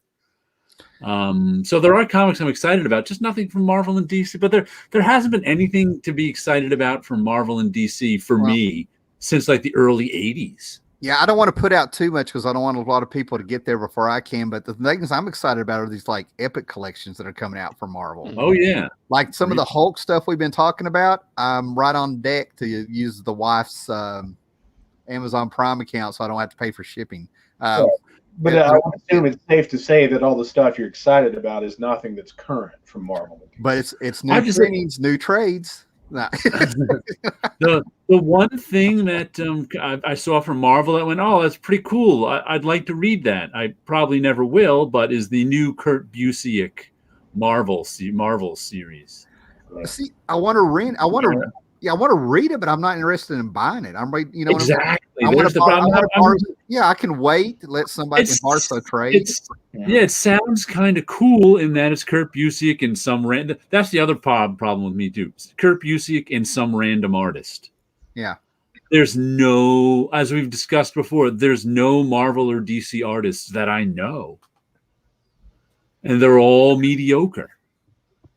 So it's kind of like, Kurt Busiek, and that gets me, just doing stories about all interconnected, the Marvel universe of little things. He's taking little characters here and there and mixing them with big characters and doing just kind of going in whatever direction he wants to. Yeah. And that sounds kind of interesting to me. Right. But I just know if I actually, well, first of all, the physical Marvel comics themselves to me are terrible. Just the way they're made, the way they feel, are just terrible. So it's kind of like I don't want to. And Marvel comics and DC comics are the most expensive comics out there. So it's like I don't want to be paying top dollar for a mediocre product. I've had that outside chance that I might like it. Yeah, that's been me since about 1990. Yeah, but anyway, I completely get it. The only thing I got excited about recently was the Con Crew, which is a French comic, which only comes out once a year or so. The creator announced just the other day that the number 3 is going to the printer. I'm like, yay, I have something I'm actually going to buy now. grab that piece of paper and pencil and write that down just for, hint, nudge, nudge. The French King Kong video. That's not as well known over here. Come on now. No, it's not. But God, that's such a. Well, that's the thing. People sometimes don't understand the way that the French create comics. Right. For starters, the comics in France are creator-owned. Mm-hmm. When they're not, it's because the creator is either dead or decided to retire, and the new somebody new was recruited with the original creator's blessing to take over. Yeah. Then every volume is 44 pages of story. Sometimes it's 64, but it's usually 44. But those pages are bigger. And one page in a French graphic novel has the same amount of storytelling as 2 pages in a US comic. So in fact, those 44 pages are 88, which means it's like a 4-issue mini. So for a creator-owned 4-issue mini coming out, a new miniseries a year, sounds good. Sounds exactly what you'd expect for a creator-owned series in the United States. So people should, if people don't want to get into European comics because they only come out once a year, if you're a fan of indie comics and you have a favorite creator and you know that it takes them a while to get a new miniseries out, that's the exact same amount of time it takes them to produce it. Right. I tell you what, between that, Harlan Ellison, the Legion, Ray Bradbury, and all this stuff we've talked about, I have been put through the emotional ringer tonight. I'm telling you. This has been a juicy one for me, man. I'm like, thank you guys. So now that we have peaked at 14 people and we're doing a show on Thursday night, why is that, Jared? Why are we doing a show on Thursday night? Because Tim's going away for a romantic weekend this weekend, but we'll be having another show tomorrow night over on my channel. Yeah, you better be packed, Scott. Just saying. But anyway. So go on over to Jared Osborne and hit that like button, hit that bell button, so you can know when we're going live. Yes. We'll be doing our usual time from 6 to 9-ish on Friday nights. We'll be talking some more comics. We'll see if we can get a fourth fill in for Tim. Yeah, and we'll see if we can make fun of any 1950s jungle comics. We can do that. I know people have lives. I don't want to see any more spirit chucking if I can help it. I want to tell you something. I realize people have lives and things to do, but when you drive from 14 to 11 when we're making an announcement like that, rude. Let's finish up some of these comments here. X-Men crossover events in the late 80s were great before they were a common thing. I think Inferno was still great. Like you said, from at that age, it all depends on what age you are when you start reading this stuff. It really does. Now here we go. They're talking about it. Don't usually like crossovers, but I did like Follow the Mutants and Inferno. They were just exciting at the time. They weren't a common occurrence. They did a little bit of setup for some of those. And it was new to everyone, and people were new. Like I wasn't interested in any of that stuff, but I was out of mainstream comics by then. Well, it also makes more sense when you have a story that affects a certain family of books and not the entire universe. I tell you what, Sanctuary Reality brings this up. He's like Roger Cruz, Joe Mandura. You also had J. Scott Campbell. There for a little bit, it looked like there was like this new generation of super artists that you kind of thought they were going to stick around forever, and they ended up taking off doing animation and video games. Joe Madureira went into video games. Was it Cruz who ended up? Yeah, there was that the Batman cartoon that came out in the 90s. And it had U2 doing the theme song. Was that Roger Cruz who was like the guy behind that, or at least working on it? I don't know. Yeah, there was one of these guys from the 90s that ended up on that show. That's why, and it also had a filmation feel from the 70s about it and stuff, you know. Barry Windsor Smith's shelved Hulk graphic novel was also pilfered by Mantlo for an issue. See, that's supposed to be coming out. And now that he's that's coming out now. It's not the Hulk anymore. It's someone else. It's like a 300 or 400 page graphic novel that is coming out soon. It was announced so long ago, I completely forgot about it. I was keeping an eye out for a while. Eric Breen. Well, just comic shop news in the last month or so. I'd have to see which one. I still have a bunch of them in a pile. Let me go get them. I can look. I think it's still in the pile.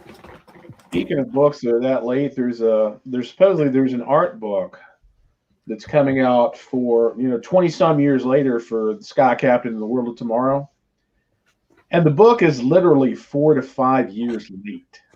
Oh, I haven't recycled. Yeah, I will believe this when it actually ends up in my hands and not before that.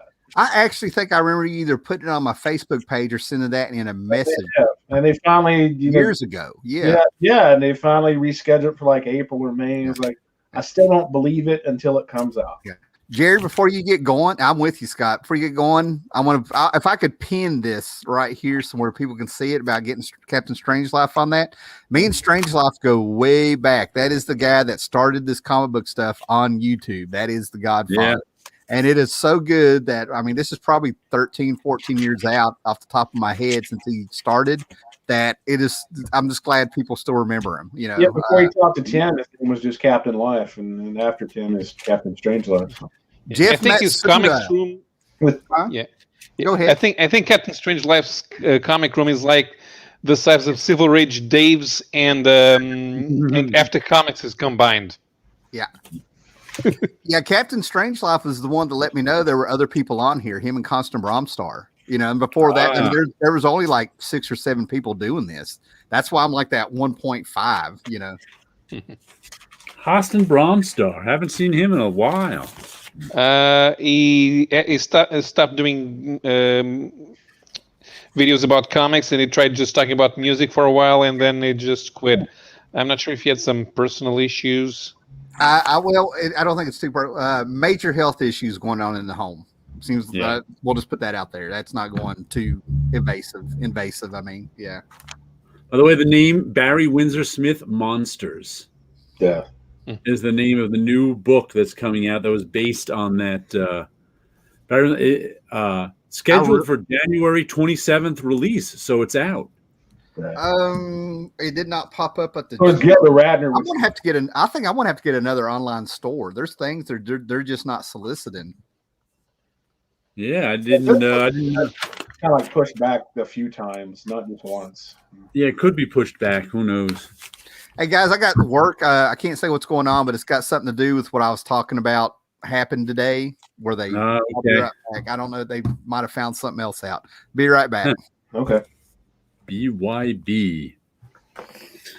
Oh, my pile of comic shop news that have yet to make it into the recycling. There's no point in keeping those, right? I remember getting comic shop news back in the 80s. Yeah, it's been around for a long time. Well, this is Is Cliff Bigger still doing that? I think so. The latest issue is issue 1746. So that's a long time. What are the credits? There's usually credits in here. Cliff Biggers, Ward Batty. Still him, yeah. Marietta, Georgia. Yeah. He owns a comic shop down there called Dr. Nose. CSNinsider.com. I don't think I've ever been to their website. Right. Not once. I don't think I've ever seen anybody link to their website. I didn't know they had a website, though. I didn't know they had a website. It didn't make sense that they do if they've been around that long. Yeah, I know. Why wouldn't they have a website? Everybody does, but Oh boy, do I miss getting Comic Buyer's Guide in the mail every week. That was like the highlight of my week back then. I enjoyed that. Like when they went monthly and turned into a movie magazine, that was it for me. Right. Yeah, but back in the day, it was really good. I didn't start picking it up until the 90s because it was an expensive subscription because it was weekly. Yeah, that's true. And then you could get a more expensive version where if you want to get it express mail or next day. Oh, yeah. Well, that was just crazy. Yeah, that was crazy. But only lunatics did that, I assume. Right. But yeah, I learned so much just from the different articles and stuff they talked about, letters columns. And, I owe Don Maggie Thompson a debt I could never repay them. And one thing I enjoyed on all the columns they had in there, I can't even remember who did them now. Peter David was one of the other known ones. Did Mark Evanier have one? Yeah, man? It's called POV, Point of View. Yeah, matter of fact, there's a couple of compilation volumes that collect all his columns from back then. I have one of those books, I think. Mm-hmm. Yeah, he writes a blog. He still writes all the time. So I read his blogs in my RSS feed. So I hear from I read his writing. Everybody that's ever been anybody on the entire planet. Yeah, he has. Yeah. And like I said, and what killed me the most about it going in monthly is all those columns that I got to read once a week were now once a month, and they were my favorite part. Yeah. And then it was filled with comic book movie articles. I understand why they did it. They wanted to sell some. And also like some of the comic strips they had too. But yeah, I used to love getting that in the mail every week because I'd pour over and I'd read it cover to cover. Right. Me too. It was good stuff. That was the internet before we had the internet. Yeah. Did you get it in the 80s and later? Yeah, very late 80s. I don't even think I started getting it till like the mid 90s. When did it end? Early 2000s. Yes, I must have really started with it in the mid 90s. Yeah, eventually Krause Publications just completely went out of business. They had some other magazines that continued longer than CBG did, but eventually they just ended up going completely under. Oh, by the way, I was reading that Robert Birnbaum link you posted today. Yeah. That was interesting. trying to figure out what he was writing about. He always comes up with interesting stuff, and he always seems like he's pissed off at somebody. He seemed to be pissed off at CBC or CGC. Oh, he's had a long history with. I did not know that. With that, yeah, he's talking about the origins of CGC and this and that and how they make money and books they've ruined of his and stuff like that. Collaborated against him. Yeah.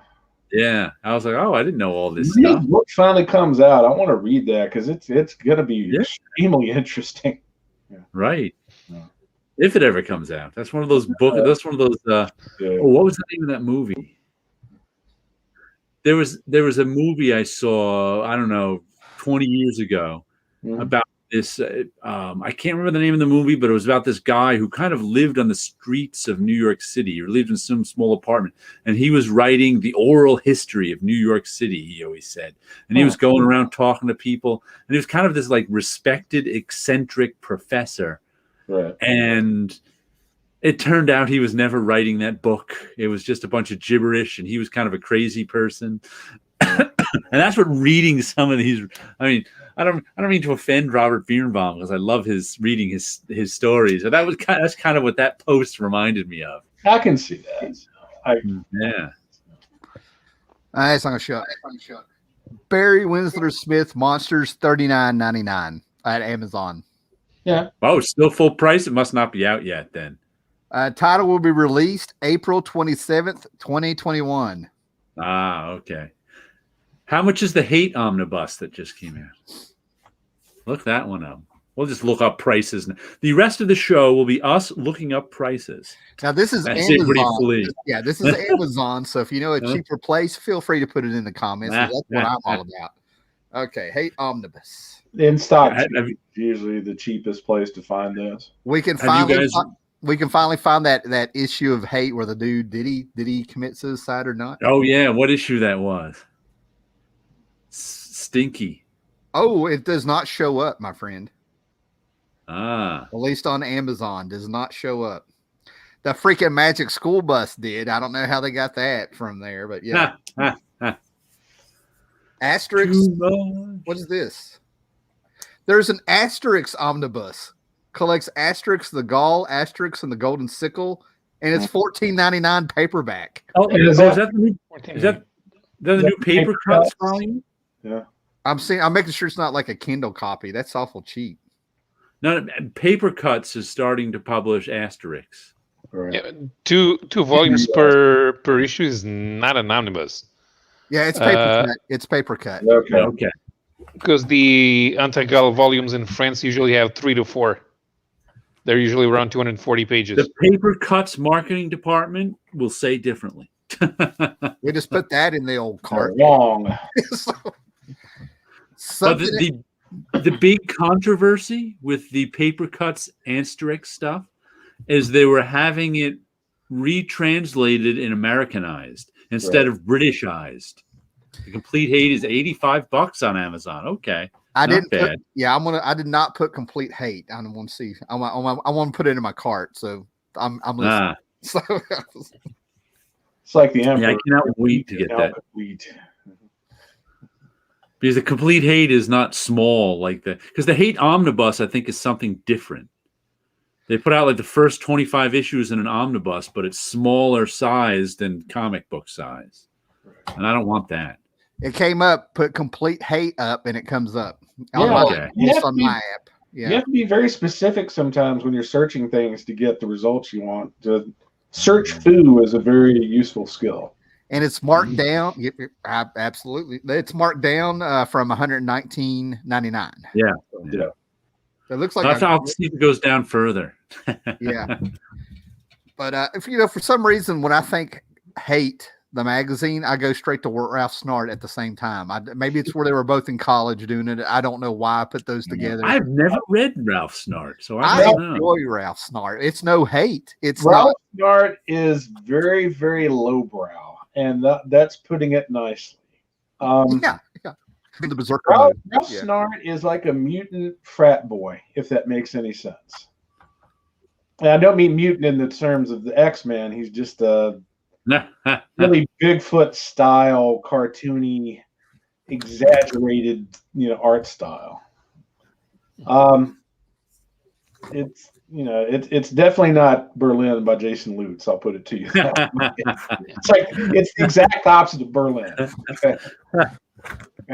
Hold on. I want to show everybody a cover. Ralph Snart. Yeah, and I think this dude is still doing some Ralph Snart adventures online. Like I think he has he's got a Facebook profile now too. Yeah. My brother introduced me to this book, and now I'm always on the quest to find that issue he had. Yeah. Is it all ages or adult?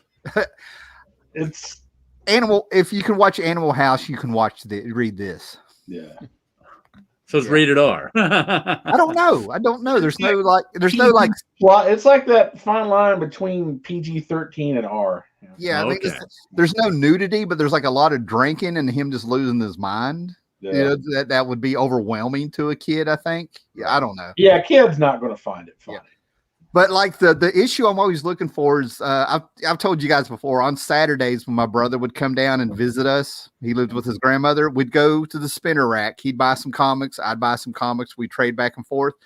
And the Ralph Snart that I finally read, the first page, you open it up, he's parked his Volkswagen beside of this stone arch bridge and he's pissing off of it. And I was like, cooked. And that's the issue of Ralph Snart I'm always trying to find, is the one where the story starts out with him pissing off a bridge because he's drunk and hungover, both at the same time somehow. For some reason, I was always prejudiced against Now Comics. It's like interesting. I kind of didn't like their logo. I thought they were always kind of a little too slick looking, but slightly amateurish too. Oh, come on. It's where they were out of Chicago. You know that's what it was. I don't know. I don't even remember. And they published licensed stuff too, didn't they? Yeah, they were the first people to do Predator. Oh, Yeah. This is awesome. I have a complete run of Ralph Snart. You feel free to contact me if you know the issue where he's pissing off the there's like 3 of us that know who Ralph Snart is now. Yes.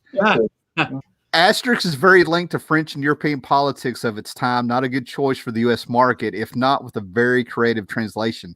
I found Asterix in Obelix. Thank you. On Disney. I went to one of my friends' house in the late 80s, and they were rich enough to have Disney. And all of a sudden, there's this fantastic cartoon that I cannot believe is on Disney, if I'm remembering right. And I had no idea that it was a comic. And I have a video game here somewhere of it. They made a video game of it. Yeah, but 60s and 70s Asterix, some of the jokes are going to go right over new readers' heads, especially if they come up with a new translation. Mind the comics probably have good reading ahead of them. That's one of the things. Augie DeBleek, who runs a podcast about European comics, had some. He brought it up. He had some concerns as to how well a newer translation may lose some of the nuances, but that's kind of hard to tell. Yeah. Well, we had a new translation for Asterix when I changed publishers. Right. And the new one was derided at the time. I'm not sure if people are still feeling the same because now what they talk about more is the new editions, the new volumes, which of course were not around when the publisher switch happened. To me, it would be interesting to see the new one compared to the old one side by side, where you could A/B it and see what changes were made. And just more as a, I just think it would be interesting just to look at it. Fantastic. Like I said, I just thought it was brilliant when I saw it. I was like, I don't know, 15 or 16, and it was just so different than anything you saw on TV. And this is like pre-Ren and Stimpy and stuff. You know what I mean? Like, I don't know how lowbrow that sounded, but yeah. What is this Berlin? Is Jason Lutz, Berlin. Yeah, we talked about it a few episodes ago. That's what I thought. Yeah. Just making sure. It's the opposite. Got it. Yeah. That was the one where I finally got the collected edition of Volume 3.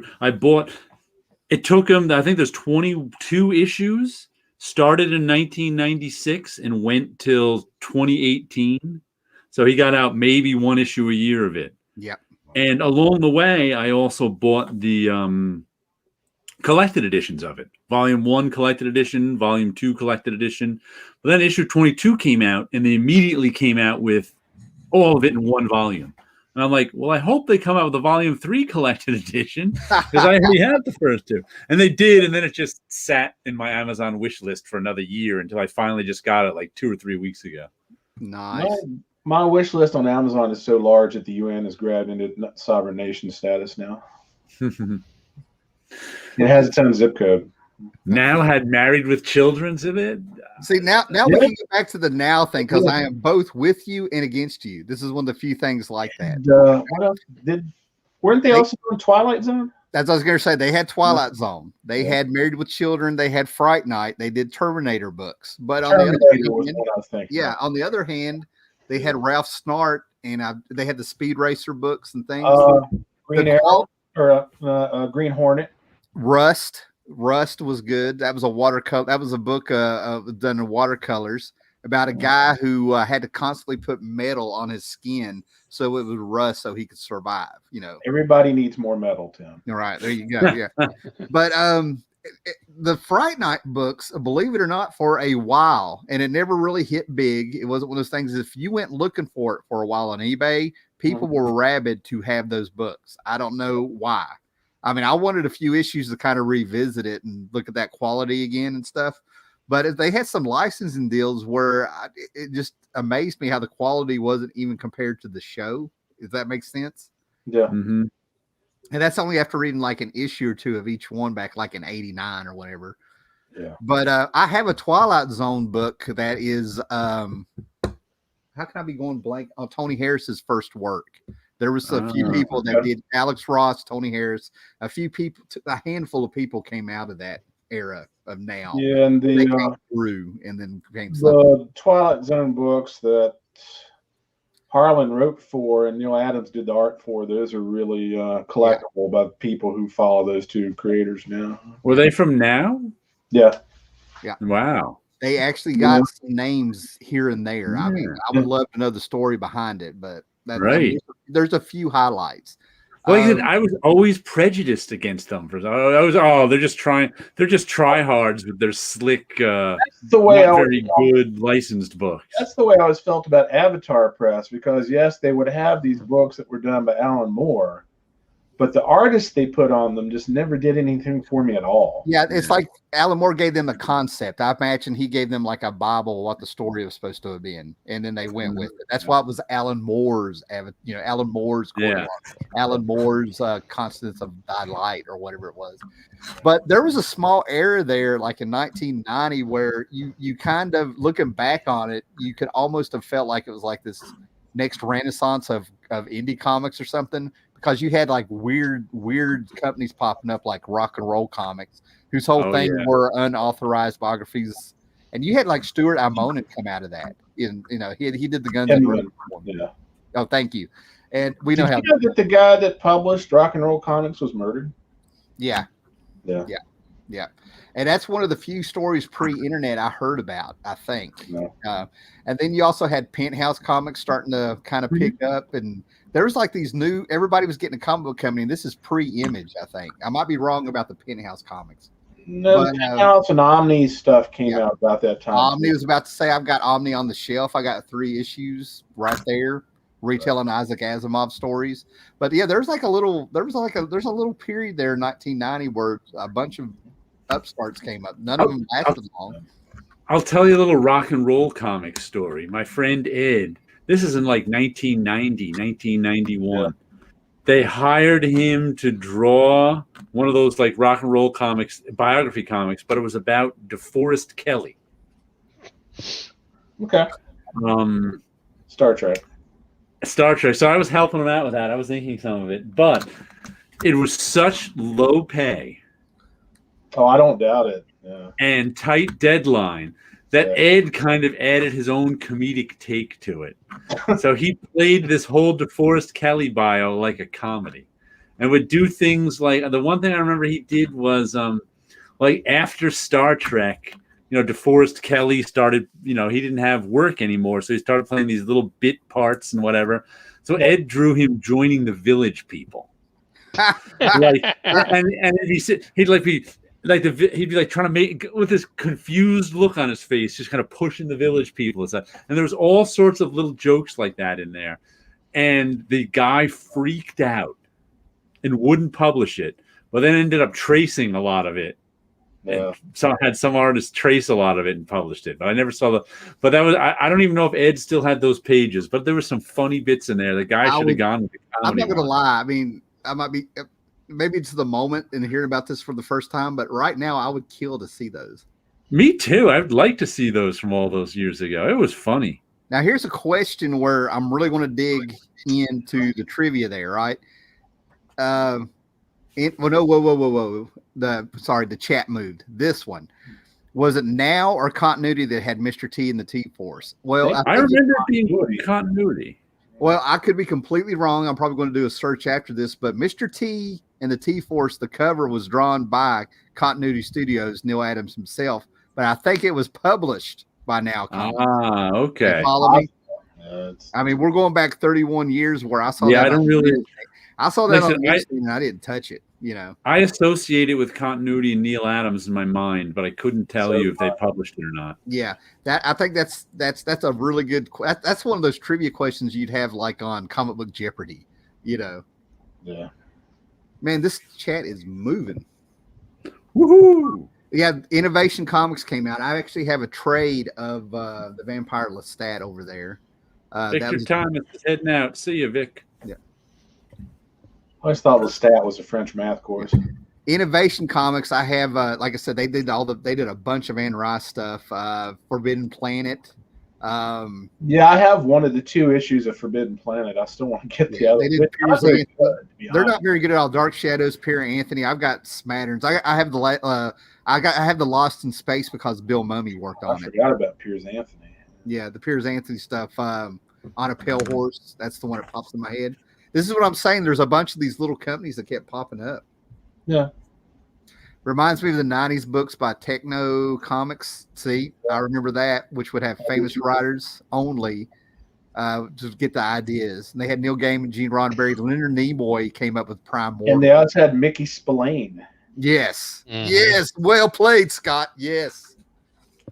I love Mickey Spillane. Remember that, but I can't remember what I had for breakfast 5 days ago. There you go. That's what I'm saying. No. I mean, if there was ever a show I don't want to end tonight, we're doing it, And, Innovation has a nice quantum leap. I remember seeing them, but I never picked it up. Yeah. Good night, Victor. Good night, Victor. Thursday night. Well, since Sleepy Readers popped in here, guys, and we have peaked at 15 viewers again. Woohoo! Why are we on Thursday night, Jared? And you could probably get an invite out there. Because Tim is a romantic. That's why we're on Thursday night. He's got a romantic weekend planned. But we'll be on my channel tomorrow night. We're going to do another show. Because what the heck? We're going to do a Friday night show and a Thursday night show. We're just that crazy. And if you want to come on, Sleepy Reader, we need a 4th. Let us know. Yeah, we're doing one of those $1 specials where we just have double the page count. So everybody, there you go. And everybody, make sure you hit the bell on Jared's channel after you subscribe if you want your Cavern of Chaos. Yeah. This is so corny, man. I don't know how people do that in every video. I have no idea. Like and subscribe and make sure you hit the bell. Get the drop menu out and hit the top bell. I don't know how they do it every video. I feel, I tease it up. Smash that like button. And don't forget to donate to my Patreon. There you go. Look at this. Ouch. I hope she's not watching on her phone at work. She's going to get a kick. It's funny when somebody else comes up with a burn you wish you would have come up with yourself. I respect you understand, even if I am at the end of that burn, I respect the good ones. Even I'm like, that's one of the best things about having friends is you can respect a burn that comes back on you. Yeah. I enjoy wit and I enjoy speed. The quicker you come up with it, and if it's good, you've got the 1-2. That's it. What did you think of the Godzilla lyrics for the Sound of Silence? Oh, it was funny. I got a kick out of it. It took me all about 5 minutes to come up with that. Somebody just planted that idea in my brain. It's like, I got to write this out before I forget about it. Oh, that was awesome. I'm going to print it out during lunch at work or something if I can get it over somehow. Yeah. I can't believe Weird Al gets paid to do that. Well, I have a Commandy video from like 2014 where I took a Cheap Trick song, Surrender, and turned it into Commandy. I think that was it. Those, not to belittle Jared's friend, but those rock and roll comics, the art in those were terrible. That's what made it so fun. Had to draw the whole comic in a week for $25 a page. I can see why. Yeah, it's Mr. Hero, was that the steampunk book? What was it? He had a Mr. Hero. It was a Neil Gaiman concept. It might have been. It's funny. I remember some of the covers. But I remember a Lizard Man, and it was a Wheel of Worlds or something. I remember Lizard Man. He had like a top hat or something. Yeah, monocle. Yeah, Techno Comics. Can you imagine if those take off one day, become collectibles? Stranger things have happened. Oh, they also had Lady. Oh my God, what was it? Lady Justice. Lady Justice, and I think that was a Neil Gaiman concept. I have this stuff coming up from the back of my brain, man. Wow. You just made Lady Rawhide come to my brain too, which I think was Topps, right? Yeah, the Lady Rawhide, and she had a Zorro crossover with Topps. Let me tell you something. I'm sure it's here beside me in this stack of wizards, but I can bring up the wizard. What were they called in the 90s? It's nothing but the female characters of the 90s. But they had Bad Girls comics. Bad Girls. You can put lady in front of any word and get a yeah. But Lady Rawhide, if I remember right, is the centerfold. The Bad Girls of Comics. Joseph Lisner, as I recall, did the covers. Technophage. The lizard with the top hat. Yeah. Yeah. Oh man. I mean, it was still good times, but this is part of that 800 books a month of glut that came out in the mid 90s. You know what I mean? Yeah. So, Oh yeah. And, It's not like there weren't good books in the mid 90s. Yeah, It just there was so many bad ones. It was tough to find them. The top out the Mars Attacks books too. I want to say that I got a box lot or something at an auction one night, and it had the Leonard Nimoy Primordials in it, and and I know it was trackies. I mean, and that's not a bad thing, but it had a pretty hardcore fan base for what it was. I tried reading it, and it didn't stick out of my head. It wasn't that well. Anything that was touched by any of the people that were in Star Trek has a built-in fan base. There you go. That's what I'm getting. Good, bad, or anywhere in between. Yeah. Yeah. I was actually doing the math one day on the glut of comics in the 90s in terms of how just publishing more comics can be really bad for a company. Yeah. Because let's say you publish 50 comics a month. Right. Out of those 50 comics, you're going to have 10 outstanding comics, 20 pretty good comics, and 20 bad comics. And think of that, that's 50 comics, 50 artist team, 50 creative teams.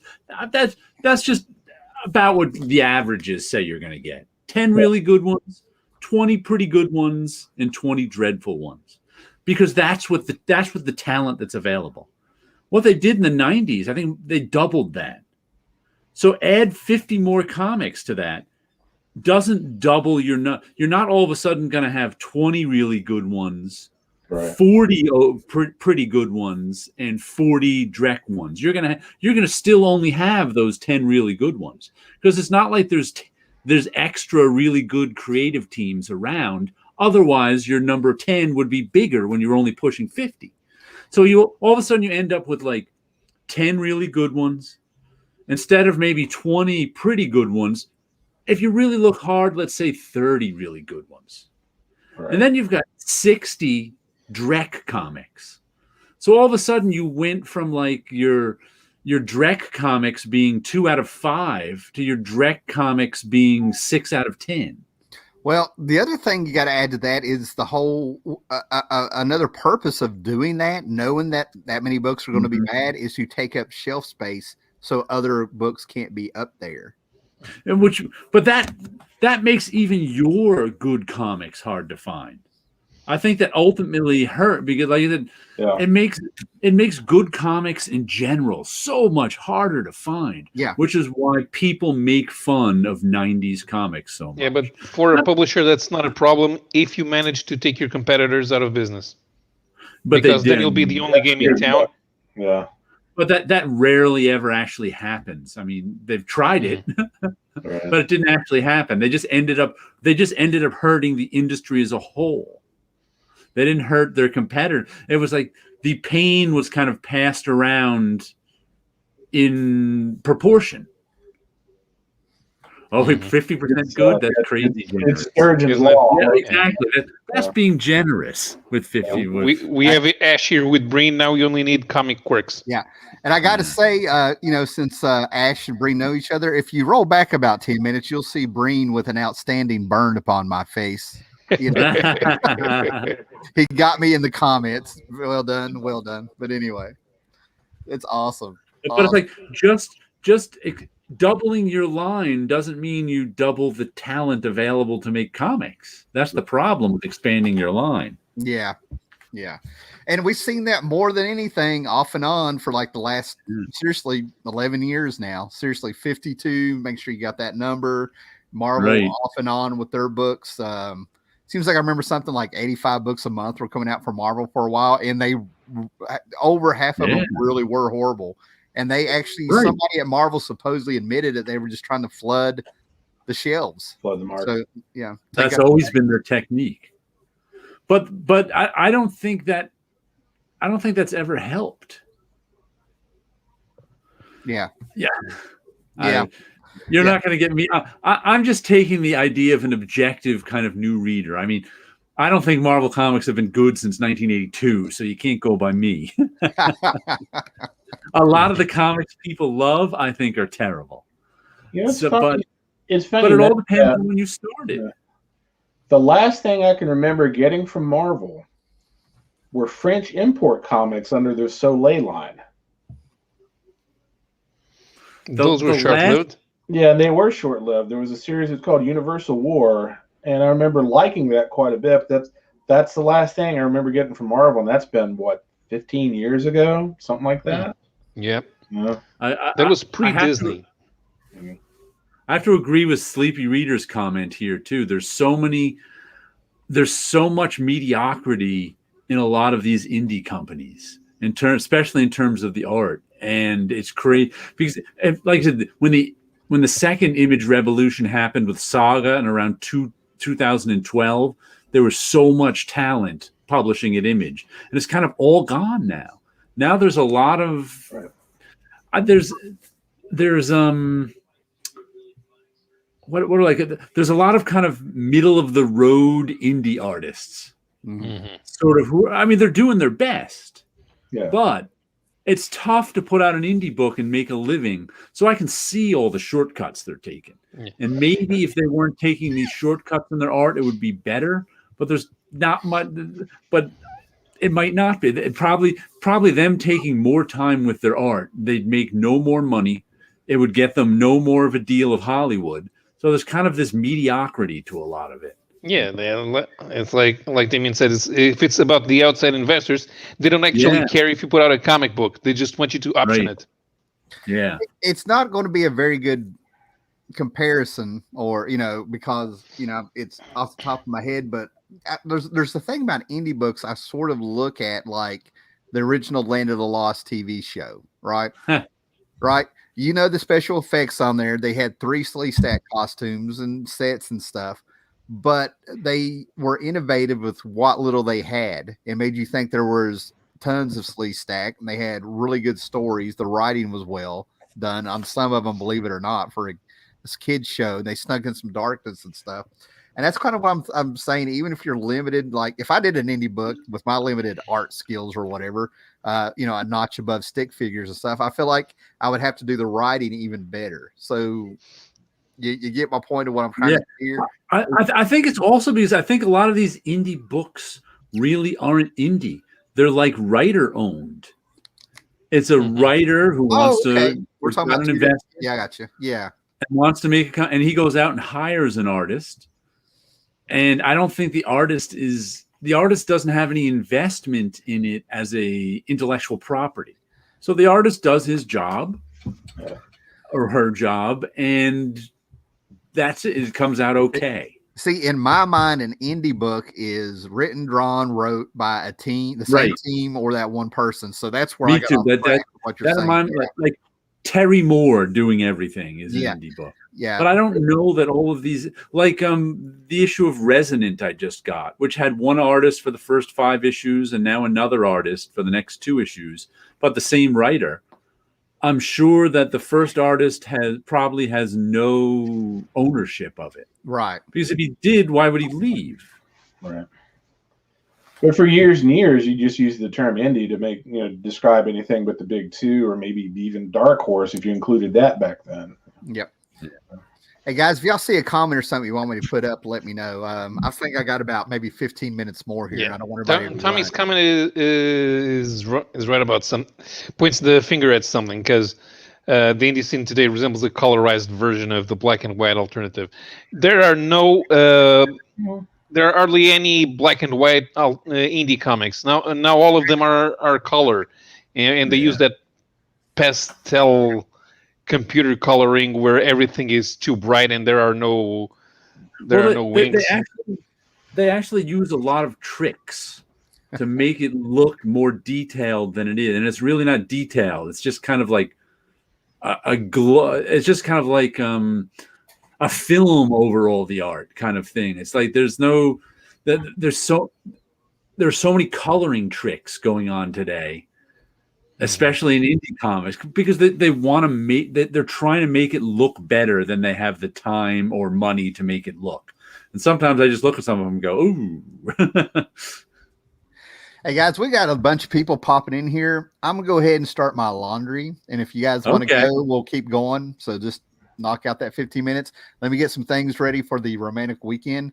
And now that we have 20 people, Scott, tell them about my romantic weekend and where we're going to be.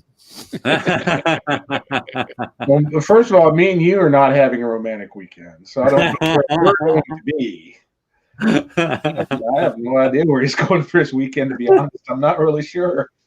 I think he assumed that I knew more than I did. So, Sleepy Reader here says, I think some of the indie companies co-own the property with the writer. Yeah, like Aftershock. The AWA owns them outright. Like I said, I think it's outside investors trying to make comics to make movies, and or at least a lot of them like these days, versus even in say like the early '90s, it didn't seem as obvious that their goal in life is to make a movie. Right. I think it's cheap R&D, a lot of these indie comics. Yeah. And for somebody, that's why some of them I pick up and go, man, who would ever read Bringing this? that up, it's surprising that more movie studios haven't bought creators or IPs or whatever just for that purpose. Yeah. But doing it beforehand instead of jumping on it afterwards. Does that make sense? Right. I don't think they want to own anything. That's true. I think Hollywood will have the risk before. It's just easier for these guys to come up with some lame-brained comic about selling cookies or something, and then they'll option the property for $1,000. Yeah. And it's tied up for 5 years. Then they forget about it. I remember a few years ago that Stan Sakai said the best place for you to be as a creator is to have your property optioned, but then not have them actually do anything with it. Right. Because then you can sell the option again in a few years. Right. And then you're not disappointed about whatever stupid stuff they do with your property. Yeah, but the option doesn't pay that money. You can't live off of it for a year. Depends on it depends on the creator, but you're more off 99% of the time you're correct. It's not life-changing money, that's for sure.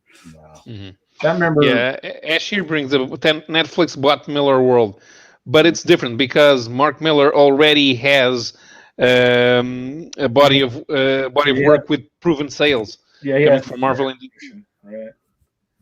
Jeff Smith said a few years ago when Disney gave him an option on, or wanted to give him an option on Bone, he said they didn't even tempt him with enough money to get a sports car. Yeah. It's like, no thanks. No.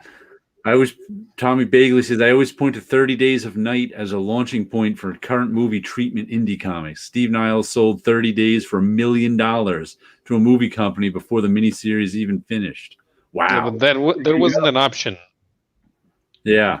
Not in the traditional sense. No, well, for $1 million they paid for the access to the property. They bought it outright. Right. I mean, if you look on the if you look on YouTube about the history of what's his name, the world's toughest milkman, Reed Fleming, the world's toughest milkman, was a hot property in the late 80s, early 90s. Everyone wanted to make a movie about it. Right. And you can either sell options, which are cheap, or you can sell the rights, which is what happened to Reed Fleming for something like $200,000. If you buy the entire rights to something, that's a lot more money than buying an option. Especially back then, $200,000 was like, oh my God, they want to pay me more than $20,000. I'm shocked. But since no one ever made a movie out of it, but it never reverts back to you. Options revert back to you after a specific period of time, which is why they're so damn cheap. Yeah, that's true. So, like, I think it's Sony owns the rights to Reed, and there's no one at Sony interested in making the movie. So it's just never, ever going to. And if someone is interested in making a movie, they can't because Sony owns the rights. No, he can't. They have enough money to say, here, sell me the rights. And that rarely happens. Right. So if he got $1 million, he must have sold the rights somehow. I don't even know. So can you imagine being an indie creator in like the late 80s, early 90s, and somebody wants to give you $1 million? What? You sure you called the right person? I actually think you might have had a better chance of. It's like I can remember reading, like Dave Sim on Cerebus used to make tons of money just from the comic because the sales were high. There was only one guy. The sales were like 100,000 or 50,000, whatever it was on Cerebus. I mean, it was a big number. I remember he was making like at Cerebus's height in the 80s. He was making like $500,000 a year or something absurd like that. Maybe that's too high. I don't know. From what I understand now, I don't remember. I don't remember seeing that. I remember the number was extremely high, whatever it was. Right. And that's just making that as an indie comic guy today. Wow. Yeah, let me just answer Ash here. Why should we expect any studio to buy a publisher that wasn't already a proven commodity? We shouldn't. That's right. Mark Millar is a proven commodity. They can buy him off. Nowadays, I suppose they could try to do that maybe with a Donny Cates if he's still here in 2 years. But new guys, no. Pull that up again, Tim. Gotta prove that you can sell more than 50,000. That looks like an Aztec elephant. It's a space dragon. It's a space dragon from Legion of Superheroes. I mean, that's fine. I'm just saying it looks like an Aztec elephant. Don't insult the space dragon again, okay? You're mixing up your religions. He's Jonah from the whale. He was swallowed by a space dragon. I ain't swallowing that. Oh, funny. Oh, Eastman and Laird made 100 million. They made more than Eastman anybody. and Laird are the exception, and they're the exception that proves the rule. Nobody else got offered that kind of money. I saw this. Nobody else managed to make that kind of money. I saw this documentary. I have no idea what it was on about the turtles. And they had this dude showed up who wanted to be their agent, and he completely BS'd them. He didn't even have an office. He worked out of his car. Yeah. And that was on the toys that made us. Back in the day? A lot. Yeah. Yeah. But he came up, saw this comic, said, I can do something with this. And he BS'd he saw something in it. He was the one. Yep. So, yeah, they created the turtles, but it was whoever that dude was who lied about having an office and being an agent. He just worked out of his car and just showed up at the offices at CBS or somebody said, this would be a good cartoon, Mm-hmm. Yeah. That's kind of crazy. Thank you. I see that, Scott? No. No, that's fine. I'm just saying, to me, that's what it looks like. I'm playing. Yeah.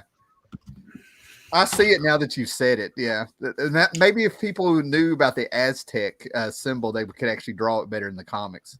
I've seen people draw it look like a big T, and I'm like, that's not right. Thunderbird. That's why they call it a T-shirt. I don't know why Thunderbird made me think of, but Thundor the Barbarian is getting a Blu-ray release. As it should. Yes. I saw some article where they were talking about forgotten cartoons, and I think on the top of the list was Pirates of Darkwater. I was like, hush your mouth, sir. I was like, This is the age of the internet. Nothing is forgotten. Right. Sometimes anything that appeared on TV is not forgotten. You can search it and find a fan club for it. I didn't get into a TIFF, even though I was into TIFF and didn't realize it was a TIFF. But I made some guy very mad when I let them know that Zodak from the Masters of the Universe was in 3 cartoons. I thought this was common knowledge. Between this shirt and my knowledge of Zodak, I just don't stand a chance, So Cartoons. for people that don't know, this is Zodak. I remember that. Yeah. I don't. He was basically the Masters of the Universe. People figured out that they were based off of the New Gods. This would be Metron, is what they ended up doing with him. Yeah, they didn't know what to do with him. That's why he was only in 3 cartoons. Yeah, Tommy Bagley here mentions The Tick was a surprising indie book success. I have to say that still surprises me to this day. I've never even read any Tick. Well, it's really funny. Tick is out. Yeah, everyone loves that. I somehow have always missed out on it. The original 12 issues of The Tick feel like 36 issues of any other book, right? and you can go back and look at your comics from like, I don't know, 87, 88 or something like that. Look on the back of them where you can order your comics from these other companies. Yeah. They made the Tick sound like a Frank Miller ripoff because he fought ninjas. That's the only reason I wasn't with the Tick until about 92 or something like that. When did the Tick first come out? Yeah. That's a good Early question. 90s? I feel like it was late 80s. It was late 80s. Because I got introduced to it by a friend of mine in college, and it was in 88 is when I started reading it. And I was lucky because I started fairly early on, probably within like first 2 or 3 issues of it, and went back and got the original ones. And I remember when they announced the animated series was coming out, I was so afraid that they would mess it up. And they did have to alter a few things to get it to fit on a Saturday morning format. Yeah. But I was so surprised at how good of a job they did with it. Ben Edlund was on the show, and basically he was able to do things on the show that he fleshed out a few of the comics actually on the show. But the greatest thing I saw in my Tick comics was somebody had wrote a letter, and all they did was write tick, tick, tick, tick over and over and over and over. And then the guy who was doing the letter page said that this guy filled up something like a complete notebook or something. College rule. No, what he was saying is, may I please have a issue of Tick number 1 over and over and over and over. And they gave it to him and then told everybody in the letter column, they said, if you're reading this, don't try this. We'll never do this again. And they gave this kid an issue number 1 of the Tick, for doing that. Did the Tick first or used to appear in like ads for New England comics? The way I remember, and this is off the top of my head, Jared, okay, but what happened was that Ben Edlund came up with the Tick while he was in college, and he put the Tick in like the college paper or something. Okay. And the whole thing is Ben Edlund was going to college to, I don't know if it was communications or whatever, but he wanted a career, I guess, in television or something. And he ended up going from the Tick to the Tick cartoon, the Tick TV show, Supernatural, some other show that came out with Eric Kripke after Supernatural, where electricity stopped working. And God, I'm going blank, but he ended up. He wrote some of the best episodes of Supernatural ever. Yeah. Mm-hmm. Because I remember that was published by New England Comics. Yeah. From what I remember, shop? Not only was it was a chain of comic shops in the Northeast, it was also a publisher. And I remember that from what I understand, the Tick's first appearance was in one of New England Comics newsletters. Yeah. Okay. Because I think I first saw it like in ads for wherever New England Comics must have advertised somewhere. What's amazing is that the second issue is where the Tick really takes off, right? I think, Scott. And he put himself in the Superman movie, more or less, is what he did. He messed with Clark Kent. He was a crossword puzzle writer. Yeah. And he just pissed off Clark Kent so damn bad, and he didn't know what he was doing. He was oblivious. But he just pissed him off so bad. That was the funny part, was seeing Clark get so pissed at him. I want to comment on this here in a minute. But what was so funny is that he needed a stapler or something stupid. So he broke it. He was like, oh, Clark's drawer on his desk is stuck and it was locked. He busts it open. He gets that crystal from the movie. And all of a sudden, Jor-El appears. And the Tick goes, Marlon Brando? Wow. So he would walk around and he had a vision. Oh, my God, I'm going blank. What was, the Viewmaster. Well, he had a Viewmaster, and the Tick would be like, ooh, dinosaurs. And he would click it, and he'd be like, oh, there's a bank robbery. 5 issues later or something, Arthur picks up the Viewmaster, sees the dinosaurs, clicks it, and it's actually the supercomputer that tells him where crime is at. And that's the only time you see it. He would pay off, as you read it, he would call back to earlier issues to get the full joke. And it wouldn't go over today, but there was one animated episode he did that was called, the title of it was The Evil Midnight Bomber, What Moms at Midnight. I kid you not, I laughed at that so much I actually hurt. Yeah. That was one of the sound effects in the Marvel bullpen when it first computerized. There was something. Macintosh had something called System 7 sounds, which were just little sound files. that if you double clicked on them, would play the sound. Yeah. And so we in the bullpen would be playing sounds at each other all the time. And one of them was, I'm the evil midnight bomber. What bombs at midnight? I worked in a group. That is etched into my brain. I heard it so many times. From 95 to like 97 or 98, I worked in a group home. And I had this guy named Walter. And that's what he would do. He would just be sitting there for a whole year. And when things got quiet, he would just say that over and over. I also found out that this guy was so into Japanese action figures and statues that he would actually call the companies in Japan to order them from them. Interesting dude. I want this right here, the issue of Tick 13, Sanctuary. The thing about it is Ben Edlund did 12 issues of the Tick and he ended it on a cliffhanger, right? I think off the top of my head, 15 years ago, they came out with issue 13, but it wasn't by Ben Edlund. They finished the story. Yeah, there have been some other creators that have worked on it. There was a husband-wife team. I can't think of it now, but it'll come to me later, that worked on several of those. Yeah. Don Simpson's an interesting cat. I never understood, but he's Megaton was okay, but it was never as good as the Tick. And Don Simpson has worked on some really, what's the word I'm looking for? Eccentric. Well, not only eccentric, but some pretty sketchy material. Yeah.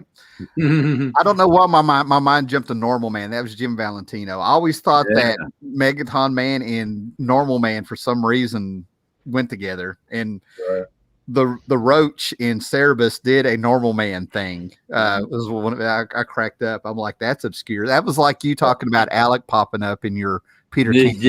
Yeah. Matt Groening, it messed me up because I had read Bunnies from Hell, and when The Simpsons came out, I did not connect it was the same guy. And let me tell you, when I figured it out, I was like, how in the hell did that happen? Yeah, it is so weird for like a panel cartoonist to all of a sudden hook up with Hollywood. I wonder how that happens. Well, who's the guy that did Invader Zim? Because he did Johnny the Homicidal Maniac, and when I saw that cartoon pop up, I was like, does Nickelodeon know who the hell they hired? And when they figured it out, they canceled Invader Zim. That's what happened to your Invader Zim. They read his comics 2 or 3 years later. He's got his last name's Vasquez, right? Yeah, Jonan Vasquez. Jonan, okay. But when I found out he was doing a cartoon for Nickelodeon or whatever it was, I was like, have they read his books? You know, I was like, what? Right. Oh my gosh. The pseudo edition. Is everybody running out of steam? We've been going for 2.5 hours, man. Yeah, I'm running out. This last half hour has flown by. I'll tell you why. That's because you were your steam for your romantic weekends, Tim. Yeah. I'm doing laundry, man. You know? You're doing laundry and dreaming of your Roland, getting all your delicate frillies clean. I had to have an excuse to put this on. I can't take this on a romantic weekend. Tim's delicate has an Aztec elephant on it. I'm proud of this. If you had told 7-year-old me one day I'd have an Ultra Boy shirt, let me tell you, buddy, I wouldn't have needed Star Wars toys or nothing that year. Do you have an Ultraman shirt? Huh? Do you have an Ultraman shirt? Ultraman is a villain from Earth 3, sir. No, I do not.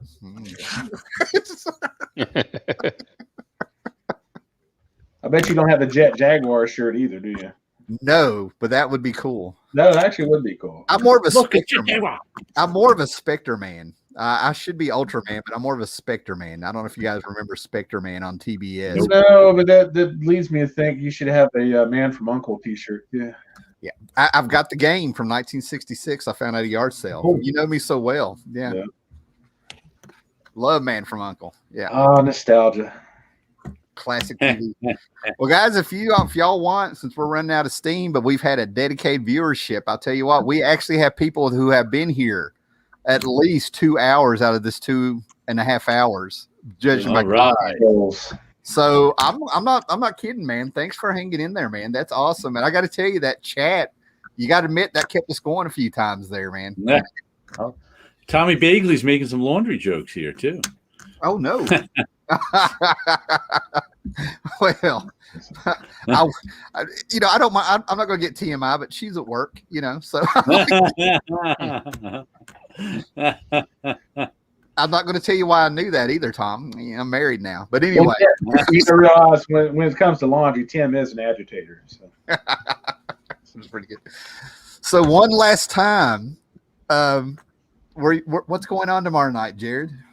Tomorrow night, we're having our regular Friday night show on my channel, minus Tim and maybe a fourth mystery person who we haven't figured out who can come on yet. Same bat time, different bat channel. Get that last comment in there, man. So, guys, thanks for everybody popping in. Check out the show on Jared's channel tomorrow night, and I guess later. Cavern of Chaos Addendum. Good night. Illuminati out. Yeah.